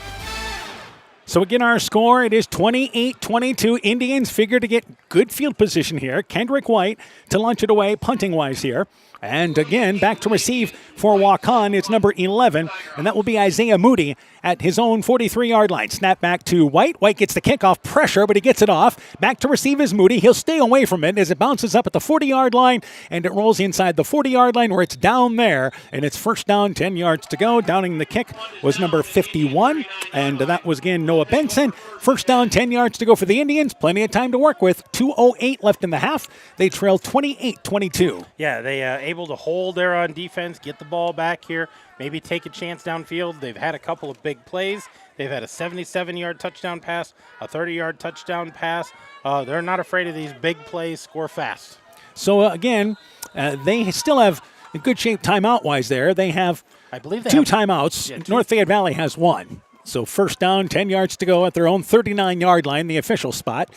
And they continue here now with Heeman back in at quarterback. So first down, 10 yards to go. And Heeman, corrections, it is Stegan at quarterback. Throws it over the middle. Caught by McCormick right over the middle. Inside the 45-yard line. Picks up a good chunk of yardage ahead to the 42-yard line. So Stegan is the quarterback. And McCormick open there, running that seam route up the middle. Yeah, McCormick with a nice catch there in traffic and able to pick that up, going from the 39 to the 41. So first down, 10 yards to go. Ends up being a pickup of 21 yards. And again, the Indians in no rush, still plenty of time, $1:45 and counting after the sticks are moved.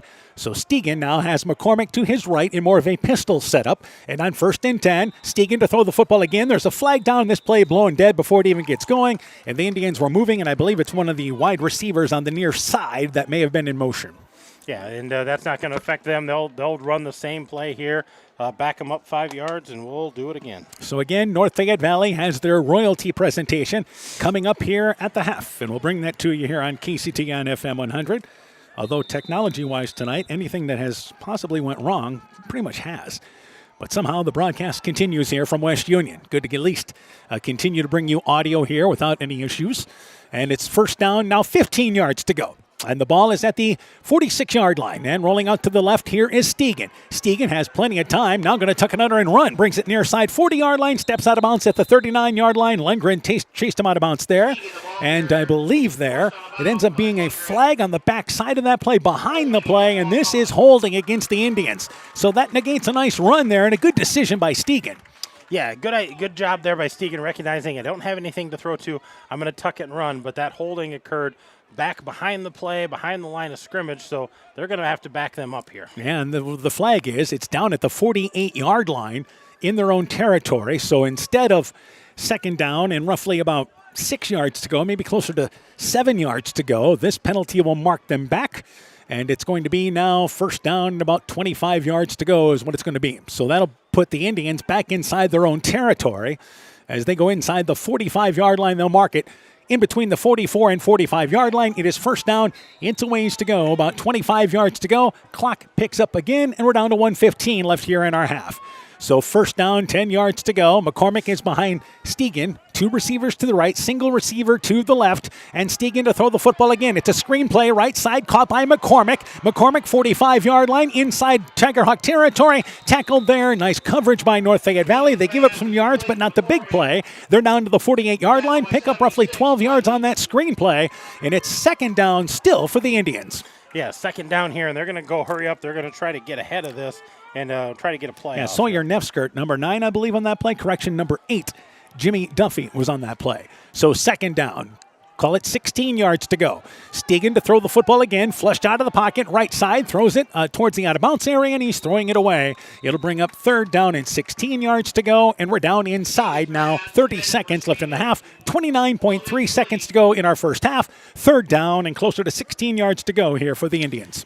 Yeah, Indians running out of time here. I believe they've only got one timeout. So if they do get a play across the middle, they can take that last timeout. But they want to get a little closer here so they can maybe take a couple of shots in the end zone. Just running short on time. So it's a situation here where, again, it is 3rd down, 16 yards to go. 2 receivers to the left, single receiver to the right. Stegan is alone in the backfield in this double wing set. And on 3rd and 16, Stegan to throw the football again. Looking left side, looking for McCormick. He's overshot, but actually it's caught near side by Moody. Moody at the 30-yard line makes the defender miss. Brings it inside the 25-yard line, gets out of bounds as well. And on 3rd and 15, a huge chunk of yardage for the Indians. It looked like it was throwing short, but the ball was actually going to the far side of the near side of the field, I should say. Further away was Moody. Yeah, Moody was the one behind that, so about a 28-yard pickup there, and the pickup was the important part there. And the clock stops with 19.7 seconds to go. So the Indians convert on 3rd and very long. They operate from the left hash mark here. And again, they look at the sideline to make sure they're clear on the play. Indians threatening here just outside the red zone. And on 1st down, 10 yards to go, Stegan alone in the backfield. Rolling out to the right, Stegan pressured, throws it far sideline. That pass is caught. Tackled inbounds, however, is number 1. It is caught there by Dylan Stegan, but the clock continues to move, and a timeout taken by Waukon. So they use a timeout here with 9.9 seconds to go, and an outstanding job by North Fayette Valley making that tackle inbounds on the far side. Yeah, keeping the guy inbounds, so they're going to have to take their last time out here after that good pickup, but that receiver could have easily stepped out. Dylan Stegan, the senior, trying to get to the out of bounds, and the defender for North Fayette Valley just keeping him in play. Yeah, I believe it was Duffy that time on the far side. I think so. And again, good pressure there to make the tackle, and it's 2nd down, 4 yards to go. So they're inside the 20-yard line, down to the 19-yard line. With, again, 9.9 seconds to go. Indians figure, again, you get by the sticks. You have an opportunity to, once again, move it ahead. And they're going to put a couple of more seconds on the clock. They're going to add clock to it and make it 12 seconds. They've got 12 seconds, but if you do take a shot on the sides, you have to get out of bounds to stop that clock, or you got to take a shot in the end zone, and I think they do. That might be the last chance that they have here in this half. If they get a 1st down past the sticks, that would stop the clock to move the chains, but you better hurry up. And the hurry-up situation that you probably haven't had a chance to practice a lot. Yeah, probably not in the playbook yet because you just don't have enough time for that. So 2nd down, 4 yards to go after the Indians take that timeout. And they'll continue with Stegan alone in the backfield in a double wing set on 2nd down and 4 yards to go. Single receiver to the left, that is Moody. Stegan to throw the football, drops back, has time, looking left side, one-on-one. That pass coming back to it, and catching the ball is Moody. Touchdown, got it. Underthrown and well played there by Moody, who stepped in front of his defender and hauls it in for the touchdown. With 4.9 seconds left in the half, the Indians have tied it up. Yeah, tied it up with a chance to take the lead here on the conversion, but that was a 19-yard reception by Isaiah Moody. So 19-yard pass play. This is the huge conversion opportunity for the Indians here. And they will try to go for 2 and to get the lead. So North Fayette Valley put up 3 touchdowns in the opening quarter. Waukon scored 2. In the second quarter, Waukon has 2 scores, and North Fayette Valley has a score. So the conversions, everything in this ball game tonight.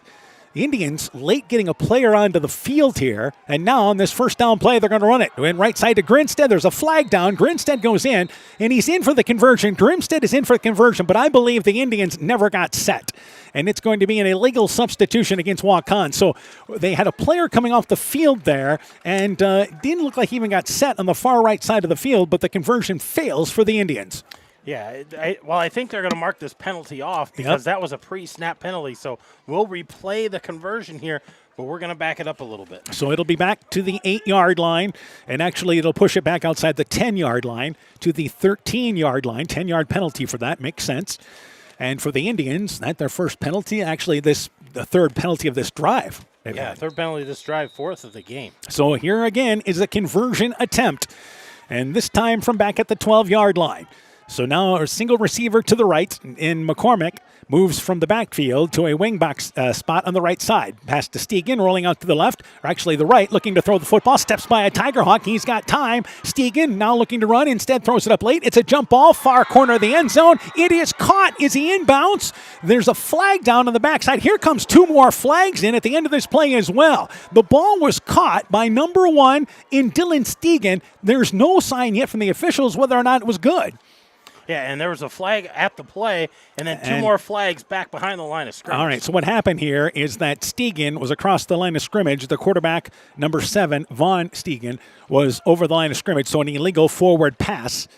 Meanwhile, I believe we have a couple of other penalties involved here, and let's see how they sort this out. Yeah, this is kind of a mess on this 2-point conversion. So that was the first signal, was the illegal forward pass, and that's our only flag as it turns out.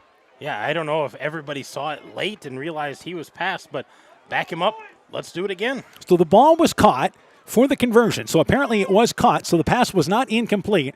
Would have been the conversion, but instead it is waved off. So they'll take the penalty and move it back 5 yards to about the 17-yard line. So here's your third try for the conversion for Waukon, and they keep on going back. A 2-point conversion from the 17. So third down, 12 yards to go. Actually, third down here, 17 yards to go for the conversion. Third down and 12 for the conversion. To throw the football right side, it is Stegan. Stegan steps up. He's going to be wrapped up in the backfield, and he's going to be brought down there by a host of Tigerhawks. Back outside the 25-yard line, the conversion fails. Number 51 making the stop there, and that once again was Cale Lang. Also back there as well was, correction, number 51 is actually Noah Benson making the play, but they had a host of players there. Yeah, they had a lot of guys there and just no time for Vaughn Stegan to try to get rid of this. And you had a couple of guys there saying, give me the ball, I'll take it. But he couldn't even get rid of it to a running back to try to run it. So the attempt fails. We got a tie ball game. 28-28 here, as it's been a wild ball game. We've settled into more of a groove in the second quarter, but both these teams looking to get their offenses on track, a little more consistency, and I think they found that tonight. I think they found the offense, and they might have a long conversation about defense at halftime. So with 4.9 seconds to go, it will be the Indians kicking it away, and North Fayette Valley, remember, gets the ball to receive to start the second half. And we'll try to get you updated on scores during our halftime guest, and also during our halftime show, I should say. We also will have the first half stats from this football game tonight. Dark here in the press box, so it's been tough to kind of read things tonight.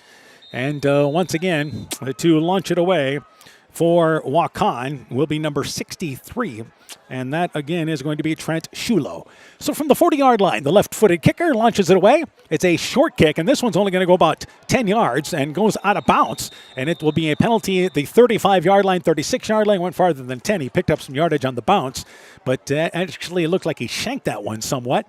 But no return for the Tigerhawks, and with 4.9 seconds to go, let's see if North Fayette Valley makes him kick off again, or just takes the ball there and gets to the half. Yeah, they might just take the ball there, but they look like they're lining up and asking Waukon, yeah, you're going to kick this again. Well, again, you're talking about here, big play possibility is what you're always looking for there. And Waukon has a kick return for a touchdown. As far as North Fayette Valley, they do not on the season. But they'll have a chance here to get at least a better run at it, as back to receive there is Mason Hines, and he's standing at the 25-yard line. And by the way, Hines already has showed his speed on a 47-yard interception return for the second Tigerhawk touchdown. So we set things up. Waukon switching sides, one side to the right, one side to the left, and Shulo will try to launch it away again. Special teams have been very interesting for Waukon here this final stretch. Yeah, they've had some miscues and some interesting ways of attacking on special teams. So Shulo to try again with 4.9 seconds to go. I think his goal would be to put this on the ground and maybe line drive kick it to see if some time can be run off. So Shulo to launch it away, 35-yard line. He pooches it again. This will be at the 45-yard line. 40-yard line actually touches a Tigerhawk, but goes out of bounds. Ben Bodensteiner got his hands on it there, but it goes out of bounds on the near side into the Tigerhawk bench. It'll go at the 38-yard line. It is first down, 10 yards to go, but only 3.4 seconds to go. And I believe the Tigerhawks probably content to maybe take a knee here and get to the half. I would think, but you never know. Maybe take a shot downfield. Something strange might happen. You just never know. All right, by the way, it is Maudi is how it's pronounced. So with the Maudi is who the reception is there, who caught that Isaiah Maudi. Yeah, how about that? We'll take it. Yeah. All right. So our thanks to Luke Staggy helping us out with our broadcast tonight. We had to go through all the Waukon names earlier. So first down, 10 yards to go. They're in the get to the half formation. Taking a snap there is once again Rogers. Takes a knee, and the first half comes to an end. It's been entertaining. North Fayette Valley and Waukon tied at 28. We're at the half. When we return, the halftime show coming up for North Fayette Valley with their royalty. You're listening to Tiger Hawk Football from KCTN Sports. Are high bank fees draining your wallet? It's time for a change. At People's State Bank, they believe in low fees that put you first. Tired of being charged for using your debit card, sneaky paper statement fees, or monthly maintenance fees? With People's State Bank's People's Checking Account, those fees are a thing of the past. Worried about ATM fees? At People's State Bank, they reimburse you for up to 3 ATM fees per month. They work hard to keep your money where it belongs, in your pocket. Make the switch to People's State Bank today. Visit a branch near you or peoplesfinancial.com. Member FDIC. At the half, again, we're tied at 28. It is, once again, homecoming night here in West Union. We're going to turn things over to our public address announcer, Tracy Nuss, where we will bring you the crowning, or actually the announcement of the royalty as they wait for the band to take the field. Again, our score, 28-28 with North Fayette Valley in Waukon. It was the Tiger Hawks having a 20-14 lead at the end of one, and here we are tied at 28 in the game Waukon has never led. This time, I am pleased Let's to take it away now with our public address announcer. 2025 North Fayette Valley homecoming royalty chosen by the student body. First up, we have Alice Sass. Alice Sass is being escorted by her parents, Neil and Steph Sass. In high school, Alice has been involved in volleyball, basketball, softball, National Honor Society, and Wellness Club. Her favorite high school memory is going to see Nurse Mal every day. After high school, Alice plans to attend Hawkeye Community College for physical therapy. Jackson Lundgren is being escorted by his parents, Chris and Kim Lundgren. In high school, Jackson was involved in football, wrestling, track, and FFA. His favorite high school memory is making it on the podium at state wrestling last year. Jackson is still undecided on his plans after high school graduation. Kaylin Nuss is being escorted by her parents, Fred and Hillary Nuss. Kaylin is currently involved in drill team, NFV, Wellness Club, and National Honor Society, but has previously been in volleyball and band. Her favorite high school memory is watching Lane do cartwheels around the gym during volleyball games. After high school, Kaylin plans to attend Upper Iowa University for elementary education. Lane Kleppe is being escorted by his parents, Derek and Yvonne Kleppe. In high school, Lane has been involved in football, wrestling, FFA, and trap shooting. His favorite high school memory is in sophomore year when they beat Osage for their homecoming, and Coach Hines walked in on them after the game having a slip and slide in the locker room. After high school, Lane plans on going into the workforce. Tristan Kuzi is being escorted by her parents, Jeff and Tanya Kuzi. In high school, Tristan has been involved in drill team, student council, National Honor Society, cross country, color guard, jazz choir, band, FCA, drama, track, individual speech, and large group speech. Her favorite high school memory is of the car chasing the bus, but she finally got it back when she lost her passport on the Germany trip. Mind you, there is only a suggested speed limit in Germany. After high school, Tristan plans on going to college for elementary education.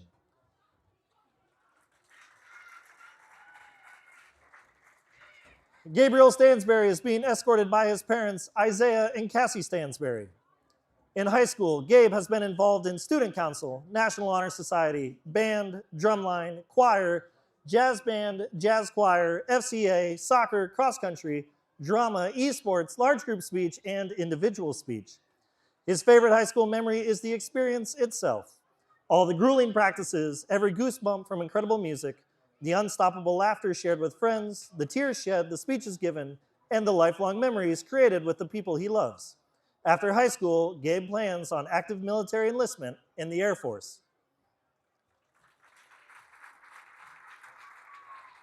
Hannah Schrader is being escorted by her parents, John and Megan Schrader.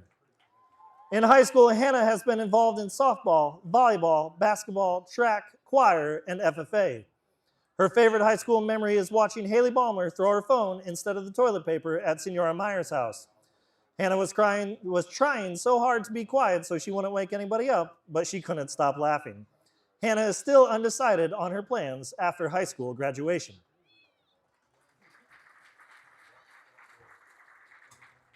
Brock Soppy is being escorted by his parents, Travis and Janelle Soppy.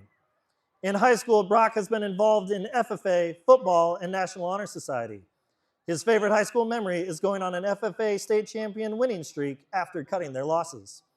After high school, Brock plans to attend Upper Iowa University in pursuit of a bachelor's degree in farm business management.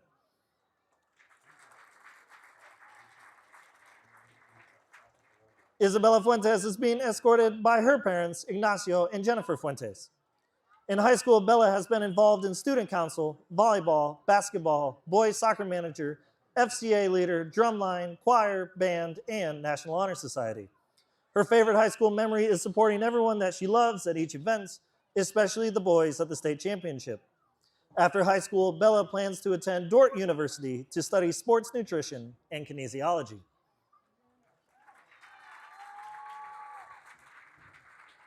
Kyson Moss is being escorted by his parents, Chris and Lori Moss.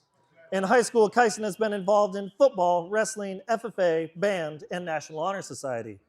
His favorite high school memory is going to the state FFA convention each year and having all kinds of fun with his friends during it. After high school, Kyson plans to attend a 4-year university with an interest in conservation or wildlife ecology and management. Please give a big round of applause to our 2025 homecoming court.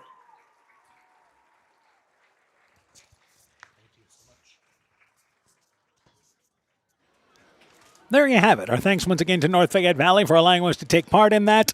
There's your homecoming royalty for the Tigerhawks, and enjoying a very tight ball game here with Waukon. Score of 28-28 with North Fayette Valley and Waukon. Let's update you on scores real quick before we take a break. Scores from across the area. Starmont has defeated Postville tonight 63-0. Southwind leads Clayton Ridge, now going to the fourth, 14-10. MFL Marmac leads Lisbon 35-0 at the half. Edco leads Central City. That game is 46-0 at the end of 3, and at the half, Springville leading Central by a score of 19-8. We'll take a break. When we return, first half stats. Tigerhawks and Indians tied here at 28 at the break.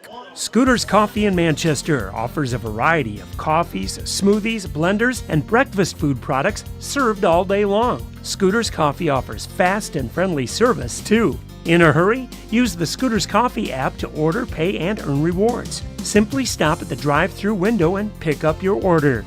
Scooters Coffee is open Monday through Saturday, 5:30 a.m. till 8 p.m. and Sunday, 6 a.m. till 8 p.m. We look forward to seeing you at Scooters Coffee in Manchester. Northern Country Co-op and Viafield are now Nexus Cooperative, your full-service ag partner supplying all your agronomy, energy, feed, grain, and lumber needs. Our highly knowledgeable and experienced team utilizes the latest technology in feed manufacturing, agronomy services, precision ag, plant and animal nutrition, energy products, and grain marketing to keep our customers ahead of the rest. Stop in today at any of our 26 locations across northern Iowa and southern Minnesota, or visit us online at nexus.coop. It's back to school time and the fall sports season is underway. Hi, this is Dr. Jessica Wilkie of Family Dentistry Associates of Monona. We have lots to celebrate over here with the excitement of back to school and the recent wedding of our doctors Chase and Daphne Bruner. Dr. Mark Foey and myself would like to extend them congratulations and wish all our area students and athletes good luck this fall. We welcome new patients and look forward to seeing you at your next dental appointment. Stronger, farther, faster. It all starts with good nutrition. Clayton County Farm Bureau is proud of our livestock farmers who provide high-quality protein needed to fuel our young athletes. The ultimate pre- and post-game fuel-up can be found in meat and dairy foods grown right here. Meat and dairy are natural sources of essential vitamins that support health, energy, and performance. We know our student athletes are the real deal, and Iowa's livestock farmers are committed to helping them reach their goals. To learn more, visit realfarmersrealfoodrealmeat.com. When I started out in the car business, my dad gave me some good advice. Hi, it's Forrest Brown with the Brown's family of dealerships. What my dad told me is when you sell someone their first car, you need a good sales department. But if you expect to sell them their second, third, and fourth car, you better have a great service department. Visit any one of the Browns family of dealerships in Guttenberg, Elkader, West Branch, or Victory Ford in Dyersville and find out why Browns is your hometown dealer, no matter where your hometown may be. NFE Football is brought to you in part by Farmers Savings Bank of Colesburg, Elkport Garber, Strawberry Point, Arlington, Elgin, and Wadena, member FDIC. LTI & Sons Water Conditioning, your Connecticut dealer in Postville. Meyer Collision and Service Center in Guttenberg and Elkader. St. Olaf Ag Sales and Service. T&K Cahoon, your Napa dealer in Monona. And Nick's Excavating and Kane Construction in Farmersburg. You're listening to High School Football on KCTN, Garnavillo, Elkader, Iowa. An extended halftime here tonight in West Union as the homecoming festivities continue. The North Fayette Valley cheerleaders put on a display here at the half. Did a good job on their routine. Meanwhile, the North Fayette Valley band is going to get the opportunity. You may hear them in the background here as halftime continues. Homecoming 2025 for North Fayette Valley. Wild ball game. North Fayette Valley led 20-14 at the end of one. The second quarter, Indians outscored them 14-8. Tigerhawks scored in their opening drive. Kane Rogers, a 9-yard run. Then in the next possession, it was Mason Hines, a 47-yard interception return. White hit both PATs. It was 14-0, North Fayette Valley in the lead. But Waukon answered. Heeman hooked up there on a 3-yard pass. I believe Stegen actually hooked up with Heeman. It's been tough to keep those two. They've combined the other way around passing in this ball game. 30-yard. Yeah, Heeman had a 30-yard reception there. The PAT failed. It was 14-6. But North Fayette Valley had an impressive drive. Lundgren scored on a 20-yard run. PAT failed, and at that point it was 20-6. North Fayette Valley in the lead. But Waukon got a big play, a 77-yard pass play. Grimstead from Stegen. The conversion pass from Stegen to Heeman was converted, and at that point it was 20-14 at the end of one. Tigerhawks went up 28-14 as Griffith scored on a 1-yard run early in the second. Rogers' conversion made it 28-14. But a couple of big plays there for Waukon. McCormick had a 90-yard kickoff return for a touchdown. They got the conversion run there by Heeman. And again, at that point, it was 28-22. They scored in the closing seconds of the first half. A 19-yard pass play. I believe the pass completed to Maudy from, again, Stegen. So we go through the first half totals. Let's start once again here now with North Fayette Valley. North Fayette Valley, very ground-oriented in that first half. A mixture of guys. Lundgren had 14 carries, 76 yards. Griffith had 11 carries for 68 yards. Kane Rogers, 5 carries for 42 yards. Chase Emil, 3 carries for 25 yards. So 33 carries for the team, 211 yards. Griffith with that 1-yard touchdown run, Kane Rogers with a 9-yard touchdown run, and Lundgren with a 20-yard touchdown run. Rogers was 1 for 1 on passing for 2 yards to Ryan Griffith. So overall, 213 yards of offense, majority of it on the ground. And they did a great job running the football, but as the second quarter went on, the Indians were able to make an adjustment and at least get a stop in the second quarter there, which allowed them to tie the game. Let's go to the totals now for the Indians. For the Indians, a little different look, because if we start on the ground, we've got Maudy with 1 carry, 27 yards. We've got McCormick with 2 carries, minus 1 yard. Crawford with a carry for no yards. Grimstead with 1 carry for 5 yards. And Vaughn Stegen with 1 carry for 5 yards. So we're talking 6 carries for 34 yards on the ground. In the air, Stegen was really good. He had 8 completions on his 14 attempts, 194 yards, 3 touchdowns, and an interception. So we've got Isaiah Maudy with 2 catches for 47 yards, including a 19-yard catch for a touchdown. Owen Grimstead had the 77-yard touchdown catch. Dylan Stegen, 1 catch for 6 yards. Talon Heeman, 1 catch for 30 yards. That was a touchdown. Crawford with a catch for 5 yards. And McCormick with 2 catches for 29 yards. So 8 catches, 194 yards. So they had 228 yards of offense, but the majority of theirs all in the air. Yeah, they've done an outstanding job. Stegen has 3 touchdown passes in the first half. Vaughn Stegen, that is. And the score is 28-28 with North Fayette Valley and Waukon here at the half. So we'll have to see what kind of changes are made for the second half. Look at the number of players involved for both these teams. No wonder it's been hard for us tonight to keep track who's got the ball. You got some numbers that look the same, plus we're in the dark. That doesn't help either. Yeah, it's been interesting, just the personnel that they trot out there. And, for Waukon, the guys who have made catches and big catches for them, that's been the majority of their offense, and different guys who have thrown the ball a little bit and run the offense. Whereas North Fayette Valley, little inside handoff, different guy, give it to the fullback, give it to the tailback, quarterback boots it out. They've been all over the place on the ground. So a great mixture with these two teams. And we're tied at 28. That's the most important part of it. All right, by the way, they're in the fourth quarter in a good game going on at Calmer tonight. With 4:15 left, Southwind leads Clayton Ridge 20-17. Good to see the Eagles bounce back. I mean, they had a tough loss last week to Starmont. They did. They had a tough loss, but you knew a Starmont team that started to figure some things out, and you were hoping they would bounce back. And knowing Craigle, probably not at 100%, but it sounds like the Eagles are battling up there, and that has a lot of implications for the postseason. All right, now let's go through some other scores while we have a chance. Starmont has defeated Postville tonight 63-0. Stars, with that win against Clayton Ridge last week, they're now 2-3 on the season, and again, they know what they've got in front of them as far as schedule-wise, but they feel like they've played their way into at least a conversation to making the postseason. Yeah, absolutely. The Stars had a big win against Clayton Ridge. Clayton Ridge was kind of leading the way there.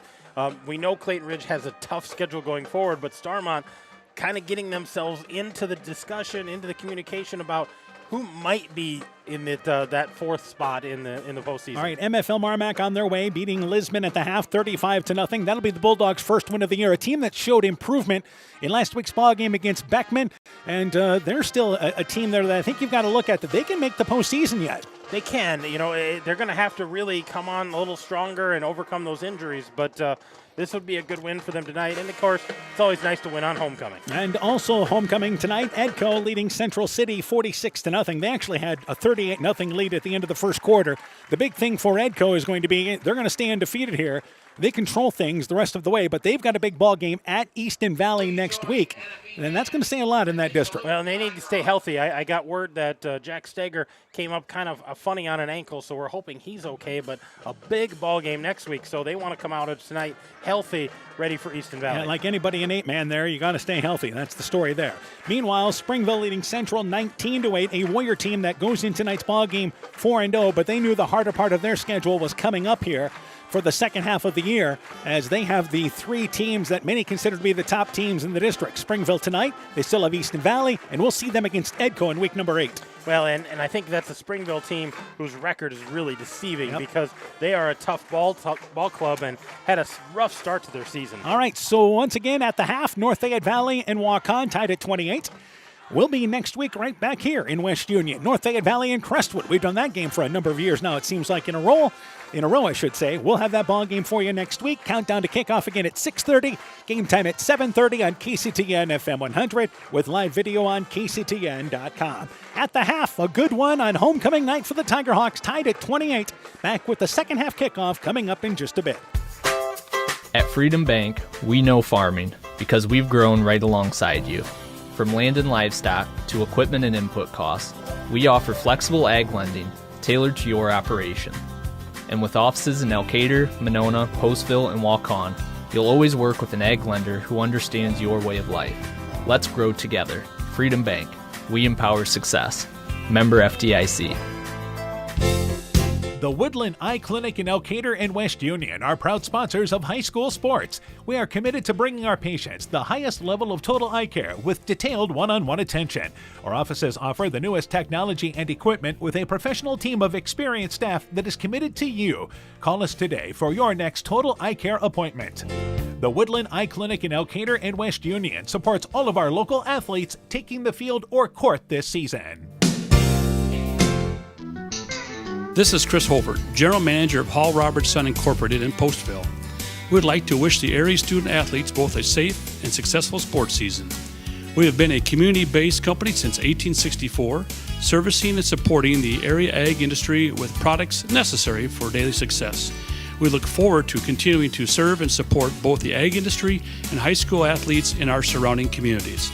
Thank you and good luck from the families at Hall Roberts Son. Looking for the best suppressors with seamless service? Interested in helping protect your hearing or have questions on the NFA process? Head to Stronghold Corp, your one-stop shop for premium suppressors and unbeatable expertise. Whether you're a seasoned shooter or first-time buyer, we can get the best brands and latest models to fit your needs. Enjoy hassle-free eForms electronic fingerprint processing with our state-of-the-art Cerberus LiveScan system. Contact us today by heading to stronghold-corp.com for more information. Stronghold Corp, where silence meets precision. Hey sports fans, take a time out to call Garms Financial Services for all your insurance needs. Whether you need auto, home, farm, health, crop, or business insurance, Garms Financial Services and Grinnell Mutual has you covered. You'll receive quality protection, expert advice, and local friendly service. Owner Brian Bugenhagen, along with his staff, look forward to serving all your insurance needs. Call them today for a free competitive quote. Garms Financial Services, located in Elkader and now also in Monona, your trusted choice agency. Top Gun Customs knows you can fill the deer tag well out of season. If you've tagged that prize buck, pull up to the stoplight at Top Gun in Garnavillo. That's it.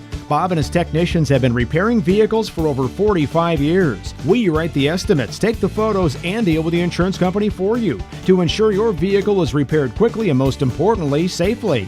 We also have free loaners or rental vehicles. Call Bob or Nancy at Top Gun to schedule your repair today. 563-964-9899. Choose skilled care to recover from your surgery or illness. Grace Bullman of Eitzen did, and she states, "When I came into the hospital following surgery in La Crosse, the first thing I noticed was it seems like family. The whole unit was welcoming, kind, caring, and glad I was there. I felt peaceful, and with their help I knew that I would get back home again, which I did just 2 weeks later. The entire staff was encouraging and always gave the extra mile. Wherever you are, remember to ask for skilled care." Exceptional caring people, Veterans Memorial. NFV Football is brought to you in part by West Union Event Center, North Fayette Valley Community Coalition, Maple Crest Campus, Loomis Plumbing and Heating in West Union, Bank First in West Union, helping you save time and money, member FDIC, Gunderson Palmer Lutheran Hospital and Clinics, Rockwell Appliance and TV, the home of quality service with the lowest price guaranteed in Prairie du Chien, Waukon, Decorah, and Viroqua, Elkader Chiropractic Center, Dr. Jamie Hammersland, and Innovative Ag Services in Elkader, Monona, and Waukon. At the half, again our score, tied at 28, Waukon, North Fayette Valley. Couple of more scores to pass along. At the end of 3, MFL Marmac still leads Lisbon 35-0, and that was the same score at the half. Meanwhile, a wild one in Elkader, but Springville leads Central 34-24.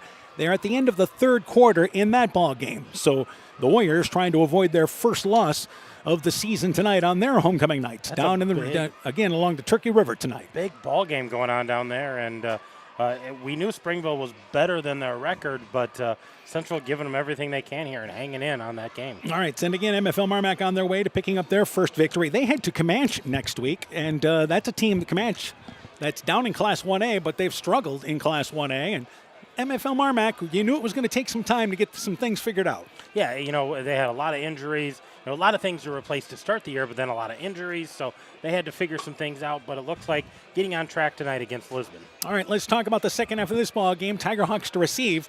Outstanding job running the ball game for much of the first half, but at a couple of drives late in the second quarter where the Indians were able to make some stops and force a punt. Yeah, the Indians looked like they had something figured out there midway through that second quarter, so kind of slowing down the Tigerhawks.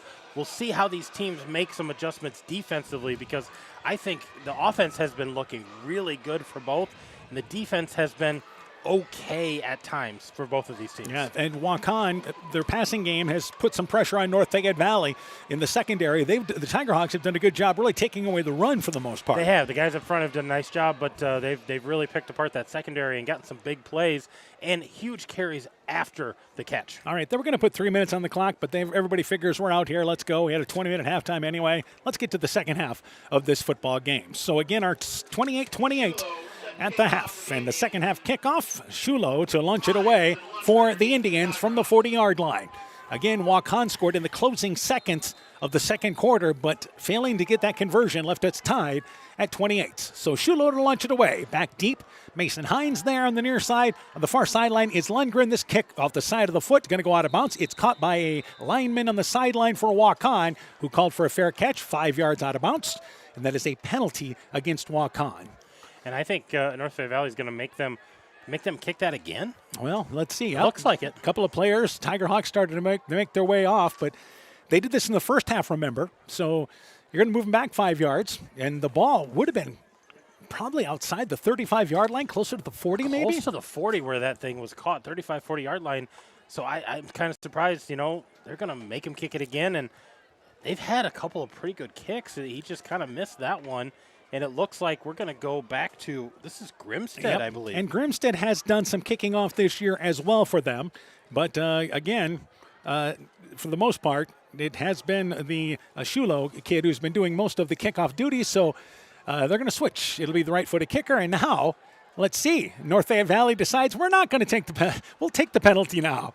Well, they saw the change kicker-wise there, and a late decision we'll take the ball. We're right where it's at. Yeah, that was strange all the way around. They're going to have the ball right there at the 40-yard line. Both teams had their special teams. They'll mark it off from there, so it's going to be at the 45. Yeah, Waukon was going to launch it away, ready to go. Grimstead going to take a kick, and before we got going there's a massive substitution going on both sides. So they take it, 45-yard line is where that ball went out of bounds. First down, 10 yards to go. First possession of our second half, tied at 28.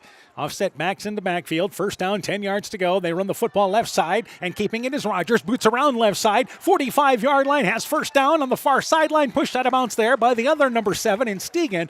But a good boot to the left by Rogers puts them inside Indian territory to the 42-yard line. Yeah, about a 12-yard gain there for Rogers. And again, being very deceptive with those fakes and carrying them out. Our running back, so it gives Rogers a chance to run a little bit. And again, they've pulled that out at the right time here. They have. They've had that bootleg fake, and they've had that counter on the inside that they've pulled in different times. So doing a nice job. Offensive coordinator doing a nice job mixing up his calls. So first down, 10 yards to go for the Tiger Hawks. 43-yard line is where they officially spot it. They continue in their same formation, sticking with that ground game. And on first down and 10, they run it right side, and this time it is Lundgren. Slips inside a tackle, 40-yard line, middle of the field. They'll push it ahead to the 39-yard line. Lundgren slashes his way ahead for about a 4-yard pickup. Positive yardage on first down, second down and 6. Yeah, that's the important part. Positive gains, continuing to push the ball down the field. And again, positive yardage for the most part tonight. And a second down, 6 yards to go. They've had a lot of success with Griffith up the middle. And again, positive yardage on that first down play. So on second down, 6 yards to go. Hines in motion again. This time it is Griffith left side. He's able to slip past the 40-yard line, bring it outside the far hash mark, down to about the 36-yard line. Picks up 3 yards on that. Third down, manageable for the Tiger Hawks. 3rd and 3. Well, this is what they want to be. They want to be on time with their plays, so they're ahead of the sticks, able to pick up first downs and sustain a drive. And again, third in great situations much of the night for North Fayette Valley. And certainly at the 36-yard line in 4-down territory with the second half just underway. So third down, short situation here. And they continue that same formation. And on third and short, they run it up the middle. It is Griffith, the fullback, keeps his legs turning. He's got first down yardage. And just past the sticks. Give him 4 on that. First down, 10 yards to go. A little bit tougher up the middle, but Griffith kept the legs churning and picks up first down yardage. Yeah, just power football there, running behind that line, who's doing a nice job up front, establishing lanes, and able to pick up that first down there inside the 33-yard line now here. And Waukon hasn't had an answer on this drive so far. And the Tiger Hawks, as we mentioned, had a drive late in the second quarter where the Indians forced them to punt, but they're going right back to what they've done well, and that is pound the football. And on this play, Griffith up the middle again. Couple of yards, but he squirts through. He's got first down yardage up the middle. 25-yard line. Give him a 10-yard gain on that. And Von Stegen on the play, but a positive yards again. Another first down for the Tiger Hawks. Yeah, just a great pickup there for Griffith. So first down, 10 yards to go. The drive, 2 minutes old, and the Tiger Hawks have been on the ground throughout, and it's been positive yardage every play. So first down, 10 yards to go. That ball pretty much has stayed on the left hash mark most of this way down the field. And on first and 10, they continue in that same formation. First down, 10 yards to go. Second back through Lundgren, couple of yards. Inside the 25-yard line over the middle there. He'll get to the 21-yard line, tackled by number 20. And making the stop there is Jacob Jones. And it's going to be now second down and about 7 yards to go. Give him a solid pickup of 3 yards on that. Closer to 4. Yeah, good gain there for Lundgren. And again, this has been a steady diet of those two. Griffith now at 85 and Lundgren at 83. And again, didn't Coach Hines talk about all the time staying ahead of the sticks? Oh, absolutely. Doing that well on this drive. So second down, 6 yards to go. Hines in motion. They go back to Griffith on a stretch play left side. He's able to get inside the 15-yard line, bouncing to the far outside. He won't get the first down, but he'll still pick up about 4 yards. It'll put him third down in short situation once again. Yeah, they're manageable here. They're getting third downs that they can pick up, that they can use to sustain drives, and another good pickup there. Southwind has defeated Clayton Ridge tonight by a final score of 20-17. So Southwind wins over Clayton Ridge in a good ball game there at Calmer, 20-17. And the Eagles there have dropped back-to-back games, and Southwind puts themselves in a situation now where they control things of how they can go into the postseason possibly. What did that final end up being, Dan? 20-17. 20-17. Good ball game. Yes, third down, 3 yards to go. Rogers with them under center, and on 3rd and 3, they go back to Griffith, hit at the line of scrimmage. They push the pile ahead. The second effort may have given him first down to the 10-yard line. I think he's got it. That was a good job up front. Looked like it was plugged initially, but again, Griffith able to muscle his way. 10-yard line, they'll call it, just short of the 10-yard line. Looks to be first down and 10 yards to go, but it's really first and goal. Yeah, they're essentially on the 10, just outside of it, but another pickup there for this drive, and it just continues, and we're about 4 minutes long into this drive, and they're still continuing to pound on that left. Yeah, just positive yardage, 3-4 yards a play. First down, 10 yards to go. They can conceivably score a touchdown or get a first down without a touchdown, but Rogers boots it around right side, can't get to the corner. He's chased down for a loss from behind. They lose yardage back to about the 12-yard line as the Indians able to shoot through that time and make the stop off the left side. Yeah, good stop there by the Indians, and they kind of read what was coming. Had blockers, but didn't get that guy on the backside shooting through. Yeah, that was Grimstead, by the way, who made that tackle on the backside. So second down, 11 yards to go. Loss of a yard for Rogers, but back outside the 10-yard line. My point I was making is the stick is basically near the pylon, is basically where it's at. It is. It's right there. So it'd be just like by the nose of the football between the goal line and where the stick is offered. So second down and goal from the 11-yard line. Back to Griffith. Not much. Couple of yards right side, back inside the 10-yard line. So they get maybe back to the original line of scrimmage, but now it's third down and things tightening up down in the red zone. Yeah, just not picking up those big gains, and now here they are, third and a little longer than they have been thus far on this drive. Third down and goal in a drive over 5 minutes old to start the third quarter. Been a wildly entertaining game tonight. And at the 10-yard line is the spot of the ball. And let's see if the Tigerhawks, looking here at situation, probably 2 plays to pick up 10 yards, but you could try a field goal, which you tried earlier. Alone in the backfield is Rogers, double wing set. It's a quarterback draw up the middle. Rogers pushes ahead towards the 5-yard line. They tried to load up the middle of the line, but again, good job by the Indians up front, at least stopping it from being a big run. Duffy, one of the linebackers there. It brings up fourth down and goal at about the 5-yard line in this situation. Again, it's just outside the 5, but the Tigerhawks ran that play, and the belief was there. This is two plays to get 10 yards. Yeah, absolutely. They're going, we want to pick up the touchdown. We don't, we could do the field goal. We want the touchdown, so let's try to get half of it on third down, get the other half on fourth down, maybe find that end zone. A huge play from just outside the 5-yard line. Fourth down, again, technically 5 yards to go. Back under center is Rogers. And on this play, there's a timeout, I believe, taken by North Fayette Valley. Tigerhawks take a timeout. We'll keep it right here during this timeout. So that's the first timeout used in the second half.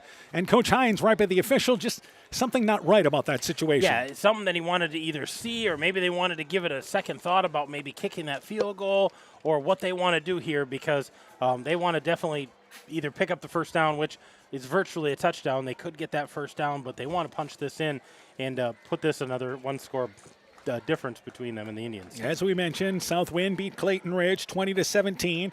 The other close game we're following is the game there with Springville and Central, which was 34-24.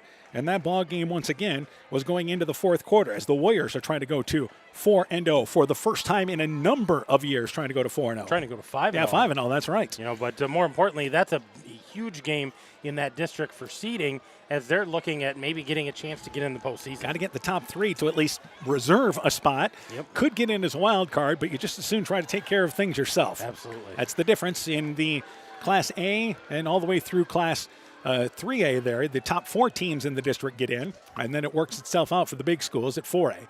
So they are decide after, again, talking it over, they're going to try a field goal. They missed from 35 earlier. This one here will be 21.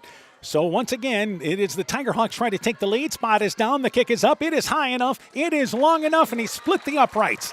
So Kendrick White with a field goal of 21 yards. And with 5:49 to go in the third, the Tiger Hawks retake the lead at 31-28. Inspiring changes to a happier, healthier you is what we do at Clayton Drug. We are committed to helping you achieve the highest quality of life possible. We are a full-service pharmacy offering services such as med packing to your home or mail delivery and online prescription refill. We also offer a cash pricing program on name brand and generic prescriptions. Call 563-245-2530 to find out more.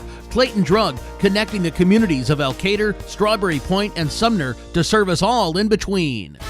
NFE football is brought to you in part by Norby's Farm Fleet in Northeast Iowa, Guttenberg Municipal Hospital and Clinic. Check out career opportunities at guttenberghospital.org. Rivals Inc. Custom Gear, Screen Printing, Embroidery, and online shopping at rivalsinc.com. Bruins and James Insurance, your Grinnell Mutual agent in Monona. Furniture Showcase and All Wine, lighting showroom, flooring, furniture, and window treatments. Bacon Concrete in Postville and Car Auto Group online at karautogroup.com. So North Fayette Valley retakes the lead, 31-28, 21-yard field goal by Kendrick White. He's set to launch it away from the 40-yard line in a drive that was over 6 minutes old. Tiger Hawks did it all on the ground. And again, they now have the lead here. Once again, they have not trailed in this ball game tonight. So White to launch it away from the 40-yard line. And it is a good kick that is deep. It is fielded there by Mowdy at the 2-yard line. Brings it up the middle of the field. He's to the 15-yard line, far sideline. He will not get back to the 20-yard line. Outstanding special teams there by North Fayette Valley. Didn't let him to run any further up the field. And it's going to be first down, 10 yards to go. Outstanding hustle there by the Tiger Hawks. And I believe one of the players there is number 50, one of them. And I believe that is number 50 is Keegan Schultz, perhaps. So it looked like a 50 or 58. It's 50. Yeah, it's Keegan Schultz, as we see him on the sideline now. Yep, absolutely. First down, 10 yards to go, but it's tough. That 0 looks like an 8, doesn't it? It does. We have a player cramping up on the sidelines for the Tiger Hawks. A bit surprised we haven't seen more of this tonight. Been a very warm night. Meanwhile, back to action. They run it at the middle. The Waukon Indians do with McCormick. And he'll be across the right hash line area, 20-yard line. He'll get out to the 25-yard line and picks up 5 yards on first down. Again, the Indians have had great success through the air, but this is a team that still wants to run the football. They do, and I'm sure they talked about that at halftime because they had, only 34 yards on the ground, close to 200 in the air, but they want to be able to run the football to help with that passing game to open things up. So second down, 5 yards to go. And Stegan still in at quarterback. That's Vaughn Stegan there. 2 receivers to the left, single receiver to the right, and they are going to run it again. McCormick can't get to the corner. Chased down from behind at the 25-yard line. Great pursuit by North Fayette Valley. It appears the Tiger Hawk is shaking up on that play, and it may have been the Tiger Hawk that made the tackle on that play. Yep, and McCormick was the carrier there again, but barely able to get back to the line of scrimmage, and we've got a Tiger Hawk down on the field. We'll get a number if we can. And Looks this, like a cramp. Yeah, and this is a cramping issue once again. We just talked about this. Thought we'd see this a little bit more. Again, this is the final weekend in September as far as football, Friday night-wise, and it's not too often we have temperatures in the 80s starting game time. Yeah, it was warm today, and the humidity was up, so if these guys weren't hydrating the last couple of days, they could come up with some cramping. So again, we've got time out on the field. It is 31-28. North Fayette Valley in the lead. Back with more after this. Hi, this is Cody from Torkelson Motors in Elgin and Waukon. At Torkelson Motors, we believe that student involvement in activities is a great way to help grow our communities, and we are proud to help sponsor this game for your enjoyment. We've been serving Northeast Iowa since 1926 and appreciate the business that our customers have given us and the support they provide to our area schools and communities. So the next time you are in need of a new or used vehicle or a repair, stop into Torkelson Motors. We've been selling cars the old-fashioned way with a friendly smile and a handshake right here next door in Elgin and Waukon. So once again, our score 31-28. It is Ryan Griffith making his way over to the sidelines after being stretched out on the field. So they'll quickly get him over to the sideline, get some fluid in him. Third down, 5 yards to go, and they're going to run it again. No back correction. Von Stegan to throw the football out in the left flat, caught by Grimstead, who makes the defender miss, cuts back, 30-yard line, lowers his head, and because of that effort, gets first down yardage. He was stopped about 4 yards short, but kept his legs turning, got upfield, and the Indians convert on 3rd down and 5. Yeah, it's going to be a 6-yard gain, and those were hard fought after the catch. Made a nifty move there to get the ball and to get past that first defender, and just a lot of power to finish that he off. earned every yard on that. So again, first down, 10 yards to go. We mentioned there was a Tiger Hawk that was stretching out on the sideline earlier. That was Kendrick White, which, by the way, is your kicker and just hit a field goal moments ago, so you want to make sure he's good to go in this ball game. Plus, he plays defense as well.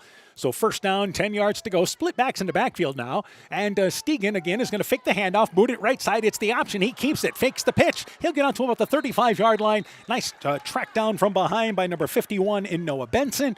But a 3-yard pickup on first down. Second down, 7 yards to go for the Indians. Yeah, just a little different look there with the two backs in the backfield, and that was designed to be a triple option and didn't have really a lane to pitch that, decided to cut it up. Had a nice gain. They're going to give him 4 yards on that. What a difference this game, this third quarter has been, because it's more kind of grounding it out now. Not the big plays we had in the first half. Yeah, both teams just trying to stay ahead of the sticks, grind it out. 3 yards in a cloud of dust. So second down, we'll call it 6. Stegan to throw the football again, looking up the seam. It is caught, middle of the field, completed there to number 5 in Tate McCormick. McCormick brings it inside the 40, down to the 30-yard line, and finally tackled at the 26-yard line. They've run that a couple of times with a couple of different receivers, and McCormick just slid right down, basically the right hash mark, in a big pass play for the Indians. Yeah, about a 38-yard gain there for number 5. So first down, 10 yards to go, as the Indians continue to have a number of players involved in the passing game tonight. And they are down again to the 27-yard line is where they spot it. So first down, 10 yards to go for the Indians, threatening to take the lead for the first time in this football game tonight.